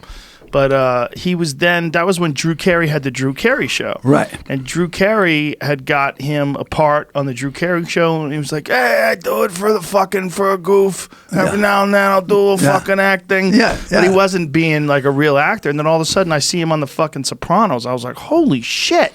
You're on the greatest show in the history of the universe. Oh, man, yeah. And he was really good. Oh, yeah. But it substantiated my feelings about acting. Right. It's just pretending. Yeah. It's not that hard. I mean, there's acting like, did you see The Joker yet? No. Holy shit. I saw it the other night, Jamie. You were right. Holy shit. Joaquin Phoenix is a fucking master. Oh, yeah. Like, it's a masterpiece. Yeah, I love the one he did, Johnny Cash. He said, why you wearing black? Maybe I am. Yeah, I mean, it's a fucked up, sick movie. Yeah. But that's what they were trying to do. Right. It's the greatest fucked up, sick movie I think I've ever seen. I mean, you might not be into it if you're not into those kind of movies. I'm sure I'll be. Listen to me. I enjoy anything that's done well. Yes. You know, I mean, even if it's not my cup of tea, Yeah. you know, I mean, I'll go and I'll watch it and I'll try to figure out what the message you were trying to get Yeah. a point. And maybe I can connect with your vision. I'll give you that. And if it sucks, I'll just come, yeah, it's not for me. But it's a masterpiece. Yeah, It's a masterpiece. I mean, Todd Phillips nailed it, and Joaquin And Phoenix. Todd Phillips is a master of comedy. Yes. You know, It's crazy. and he does this. And it's one of the darkest movies. There's not a funny fucking moment in that movie. Yeah. It's not a happy moment in that movie, but it's a masterpiece. But the point is, like, that kind of acting, like what Joaquin Phoenix does in that movie, what Daniel Day-Lewis does in his movies, like, that's a different kind of acting. Yes. It's a different kind of acting. That's on another level. But, like, regular acting, like, look at what Steve did. They gave him a fat suit. Right. They put a fat suit on him, and he played Bobby on The Sopranos, and he fucking nailed it. He knocked it out of the park. You would think that guy had been acting his whole life. Right. You really would. He wasn't. When you were doing Fear Factor, you would do a lot of those things that you had. The stunts? Yeah. No. You wouldn't? No. They wouldn't let me do any of them. Oh. No, because it was, but you wanted to, right? Yeah, for sure. Especially the car ones. Yeah, you know? I did a couple of when I was doing Meet Wally Sparks with Rodney Dangerfield. He said to me, "Okay, in this scene, you're sword fighting." Coming down these marble stairs, and you're going to get stabbed, and you're going to roll down. I go, hold on, Kim Wasabi. Listen, I'm shooting a network TV show during the day. I'm here at night for you because I love you. I go, I can't get hurt. Right. And I was really fat at the time, like 370. I go, I'll get hurt. Yeah. And he goes, well, what do you want me to do? I said, we'll get a stuntman. He goes, oh, kid, you're going to make me pay for a stuntman? I go, Rodney, yeah. I go, yeah. I said, please. So the stuntman comes in, right? And he goes, oh, Mr. Clarke, thanks for the job. I look at the guy and I go, oh, this is what I look like, you know, and he looked kind of, he was my size.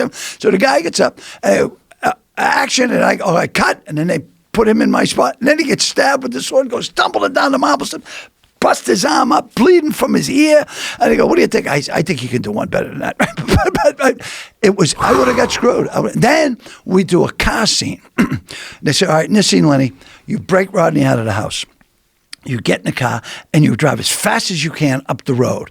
And you see the lights up there? There's a bunch of cameras with sandbags. We want you to hit the brakes and slide into the sandbags, but don't go any farther than the sandbags. Okay, let's go. And I turn to Rodney and go, hey, Rodney, I'm a great driver. I said, but I don't know if I can. I'd like a test run to see where the brakes are going to. Oh, kid, come on. Just don't fucking kill anybody. So I had already cost some money for the stunt. Right? So I drive like a bastard. If I could do, we'll move to that. I drive and I hit the brakes and I slide 6 inches from the sandbag. Total luck. But I mean, it was like, I'm thinking, and I'm flying, man. Right. And it goes, we got it. And I go, yeah. Rodney goes, see, I told you, you'd be great. Got lucky. But the reason I said, if you could change anything in your life, would you change anything? No. Of course not. I knew you'd say that. Now ask me. Would you change anything? Everything. Every single fucking thing. Everything. Do you have any regrets? Yes. My life is full of fucking regrets. And someone said to me, well, if you change everything, you might not be where you are. And I go, yeah, I'll roll the dice. I could be fucking better off. You never know. You know, I mean. Well, I learned from all my mistakes. All of them. I hated every fucking one of them. I felt terrible every fucking mistake I've ever made, but it's made me a better person. I'm still making mistakes, brother. Yes, me too. I'm still fucking making mistakes. Always. You know, I don't want to. It's just part of being a person, man. Everybody makes mistakes. Look, I try to be a good person. I always have tried to be a good person. And sometimes the harder you try, the more fucking people misconstrue it or misunderstand it. Oh, for sure, yeah. That's what makes me want to do bad things. To people? Yeah, like your neighbor, the guy who lost the brain. Oh, yeah. Or the Gravitron. I mean, I wouldn't encourage you to say his name on the show. No, I know that. I know it. But you see how I feel. And I'm a good, I had told this guy he could cut down trees to improve his view, stuff like that. I was nice. His parents loved me. His parents said, oh, that Lenny's the nicest guy. You won't believe it. He's a little crazy, but I used to let him come down and eat the fruit off the trees. Everything they want. But I hope he's listening right now. I hope he's getting nervous. He's very wealthy and he's very, you know. Yeah, but he was born wealthy. Yeah. That's a terrible place to be for a man. That's a terrible place to be for a man. Yeah. I mean, if I had a son, I'd fucking kick him out of the house, make him go fend for himself. I really would. Not go me. Figure it out, if I did that to my kid, he'd end up blowing sailors at Fleet Week. Look what you made me do, Daddy. Look what you. No, I mean, But a man that grows up without his own money. You mentioned a pepper route. Yeah. How many peppers did you have for your route? Oh my God, I had hundreds. Yeah, hundreds on my route. I had 3 routes. Yeah. A couple hundred apiece. I had the Herald for a while. Yeah. I did my main staple was the Globe. Right. I did the Herald and I did the New York Times for a little I bit. did the Herald, Globe, New York Times, and the Cambridge Chronicle. No shit. Oh yeah. Wow. And every now and then, my father would feel bad for me. He goes, "Yeah, you're not gonna be able to do it. You bit off more than you can chew. Get in the car." And he'd be whipping him out the window. Yeah. He assured me because he worked for the Herald as a liner type operator, and he was proud of me for working. But he goes, 3, 4. But what are you nuts? Do 1 paper like most of them. But you can make real money if you did that. Like that saved me while I was doing stand up because it gave me money. Like I didn't have to have a regular job. Like I could get up in the morning and I could deliver newspapers from 5 a.m. to like 7:30 a.m. Worst job you ever had? Worst job you ever had? Construction, for sure. Some of those construction gigs were really rough. Yeah. And it depends on the company you work for. I work with my buddy Jimmy Lawless, and we built a wheelchair ramp for a Knights of Columbus hall. Right. And all fucking summer, I mean, it wasn't even all summer. I mean, I think I quit after like 3 weeks. But all we That's did about our was summer in New England. carry cement and pressure-treated lumber. That's all I did every day. Cement and pressure-treated lumber out in the sun. And by the time 5 o'clock would roll around or whatever it was when we quit, I didn't have anything left. I would just eat and fall asleep. And then I'd get up in the morning and do it again. But it taught me something. Like if you want to be a laborer for life, this is what life is. And this is how fucking tired you're going to be. You better figure out what you want to do with your life and get after it. Because at the time I was probably like 18 or 19, and I'll never forget how hard it was. At 21, I went to the National Laborers Training Center in Hopkinton, Mass, where they teach you how to be a laborer. Teach you. Teach you how to be a laborer. And the same thing with the cement and the pressure-treated lumber that if it got on your skin, it made you all itchy. You get splinters and they would get infected. It's all chemicals and shit. And from there, I'd leave and I'd go to be a lifeguard. And then after lifeguard, I was a janitor in a couple of buildings. That's all at one time when my dad got sick and I was taking care of the family. But then I was a sewer truck operator, which was a great job. They used to have a claw on the back of a big giant pickup truck. One of those stuff. And you'd swing it out and you'd pick up the top of the sewer, and then you put the clam in, and you open it up, and you pick up. And I went to every bar room in Cambridge and said, got a lot of complaints about the stink coming out of your sewer out there. And they go, really? Yeah, I can take it. Really? Why don't you have a beer? All right. Shit face. You don't know how many sidewalks I pulled up forgetting to close the clam. Boom. Eddie, send the sidewalk people down. You got to cover for me. And they would build the sidewalk. They need a drink too. We'd be shit-faced in a bar. The Porterhouse Cafe on Mass Ave. Oh my God, the shine people. What did you do? Cover it with cones? Like what'd you do with the hole? But until you fixed it, we'd get one of those movable shitters, and we'd put that on one side of it, right? And then we'd get the cones, and but the guys would come, and they could if you had the right crew, they could fix that sidewalk in a couple of hours. Wow. Just smooth it out, But Massachusetts always has fucked up sidewalks. I mean, or fucked up concrete. Everywhere you drive, all the asphalt's fucked up in the winter. How about the highways? Yeah. All right, first we're gonna do this mile section in Saugus. Yeah. That's good. Now we're going out to Springfield. Leave that, right? And it's not finished. How about the Big Dig? How much longer did that take than it was supposed to take? That's like one of the biggest corruption schemes in all of the history of construction. I know. The Big Dig. People went to jail. The Big Dig was supposed to cost $1.8 billion and be done in 7 years. The Big Dig is still not finished, and it cost $28 billion. That's $26 billion override. That's like going to a dry cleaner and say, how much you clean my pants? $12. You go back the next one, that'll be $3,000. $3,000! We ran into some problems.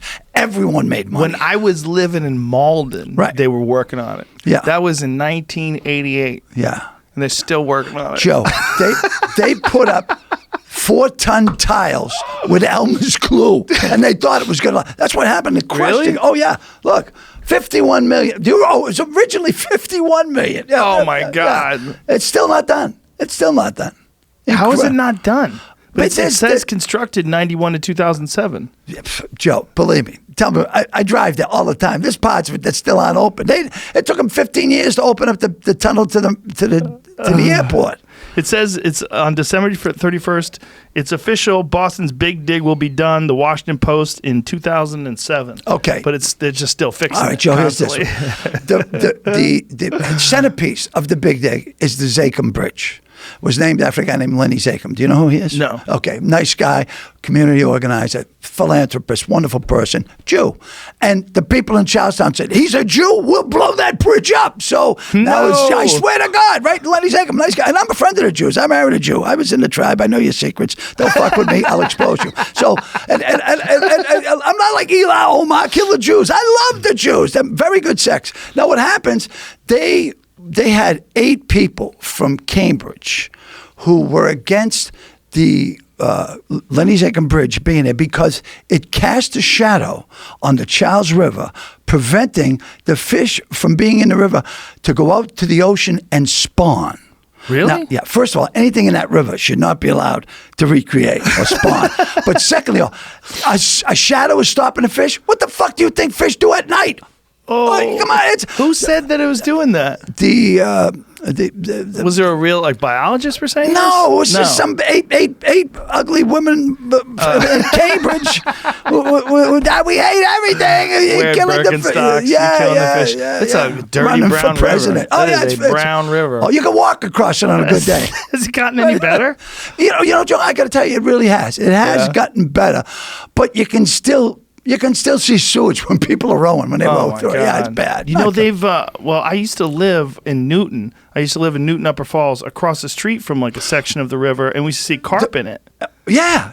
And then one day I was out there walking around, and I saw some bubbling in the water, and I watched a condom bubble up to the surface, and I realized it was a sewer pipe that was broken. Yeah. That was leaking raw sewage right into the fucking river. That's where it goes. Oh, God. Do you know, in Fenway Park, when you were a kid, the groundskeeper was Joe Mooney.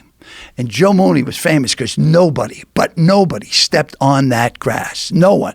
Even Yorkie, get up. He was like a crazed man. And since then, my friend David Miller, he's one of my dearest friends because I wanted to learn all about grass because I smoked it, and smoking is easier than growing it, and growing it's just. But when he took over, when the sewers would back up in Boston, they would flood Fenway Park. And when the water receded, there'd be actually fish flapping in the infield. And we have pictures of it. I swear, you can pull that shit up. And where did they come from? How from did they the get source, in there? from the river, from the Charles River. And they'd back up, and whatever's in those sewers would come out. But through what port? How did it get into the grass area? Oh, the water would rise from where the water would drain out of the ballpark. It would come back in. And fish would? And fish, there's pictures of fish flapping on the field at Fenway Park. I don't know how you... Yeah, you can Google that up. The ticky, millennials. If anybody can find it, I'm sure he can. Well, David Miller has written 8 books on lawn. And when I went there, John Henry invited me to come up and sit with him on my birthday one night at Fenway Park. This is years ago, about 10, 12 years ago. And he said to me, he says... Lenny, you want to go sit in my seats? I said, yeah. So when he bought Fenway, he extended the seats out 2 more rows. So he has TVs. I mean, it's right next to the ball.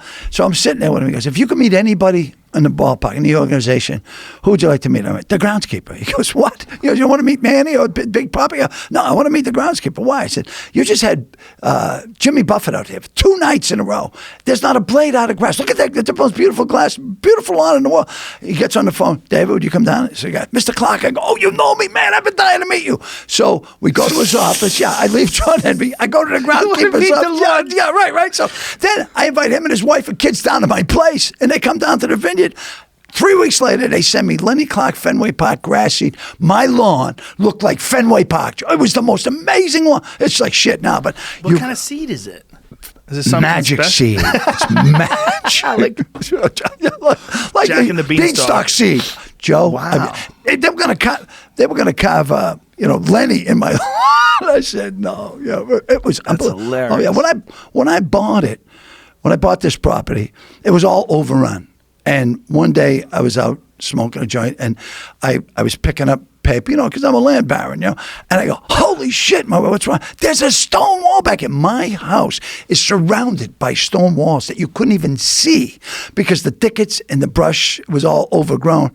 The next day, she must have had like 8 trucks in there, and I have stone walls surrounding my entire estate. And you just didn't know? Didn't know. You couldn't even see them. Wow. Yeah. How weird. Yeah. And then I added to my lawn. I had like maybe half an acre of lawn. I got like 3 acres of lawn. That's a lot of lawn. That's a lot of lawn. Too much work. Who mows all that shit? Bazillions. Yeah. Daddy's not good with the lawnmower. I'm not good. They don't let me use power tools, even though I'm sober. No power tools for Lenny. Fish make good fertilizer. Yeah. So if they did die, you got It's something? not a good reference photo, but this is a photo of a fish on A Fenway. You think I'm field. Joe? There's a story to go with. Joe, Look at that. You My at first least, day of work, the Red Sox, January 2001 at Fenway Park. I sat down with previous 30-year heads groundkeeper Mr. Joe Mooney to discuss the nuances of Fenway. Joe said, David, if it really rains hard, the dugouts flood because of the crown in the old field. I wasn't surprised because I'd seen that before in Milwaukee County Stadium. He then say, if it really, really rains hard, the antiquated city storm drains will back up and water will come out of the marine manhole covers in Fenway's concourse and then flood the concourse. If it really, really, really rains hard, the first base camera pit will fill up with water and the fish from the Charles River a mile away will swim through the city drain pipes and swim into the camera pit and then swim out onto the field. I said, wow, Mr. Mooney, that's wild, thinking he was pulling my leg. I went home and told my wife, you won't believe the stories that Mr. Mooney tells. Fast forward to April, Friday night before the Red Sox home opener on Monday. The overnight forecast was for 2 to 3 inches of rain, so we put the tarp on the infield. When the rain stopped early Saturday morning, we would receive almost 3 inches of rain. I walked behind the home plate towards the Red Sox dugout to check the conditions of the warning track, and I couldn't believe my eyes when I looked and I saw a fish laying on the grass. I looked around for Joe thinking he had pulled a great prank on me, but I didn't see him anywhere. I walked over to the camera pit, and sure enough, it was full of water. I turned around and looked towards the infield. I saw 7 more fish between the camera pit and second base. In my rush to get the tarp off, now sunny skies, and get ready for my first Red Sox opener, I unfortunately threw all the fish away. I have wished since then I could have saved the fish and had them displayed for my office, my home, and for Joe, but at least I made time to take this photo. And since then, I've had it hanging on my office wall. Joe, one of my favorite words is vindication. That's vindication. That answered every question that you asked me, which I couldn't, eloquently put. It's not, Joe, that's why you laugh when people say, that he makes this shit up. How can I make this shit up? That makes sense. It makes sense, though. It's so close to the Charles River. It makes sense. Yeah, right. It's like a mile away, right? Yeah. Oh, unbelievable. Fenway Park is about a mile away from the river. Yeah, I'd say you're absolutely right. Yeah, because it comes around down by the old Sears Roebucks, too. There's a part of it that goes through there, too. Amazing, right? That's crazy. That is crazy. Wow. Oh. Covered a lot of shit. Should we end there? Yeah. Might as well. Right, Vindication. yeah. End with vindication. Vindication's always Lenny, good. you're the best, man. Joe, I love you, brother. Thank you so brother. much. Thank you so kid much. me. Always a pleasure. Oh, it's always a pleasure. My pleasure. Let's do this again. Anytime you're in town, please. Maybe we'll get my machine fixed, Joe. it. Maybe I'll look as good as you. Get that fucking Gravitron back. That's it. Bye, everybody. You didn't mind me asking you about that, did you?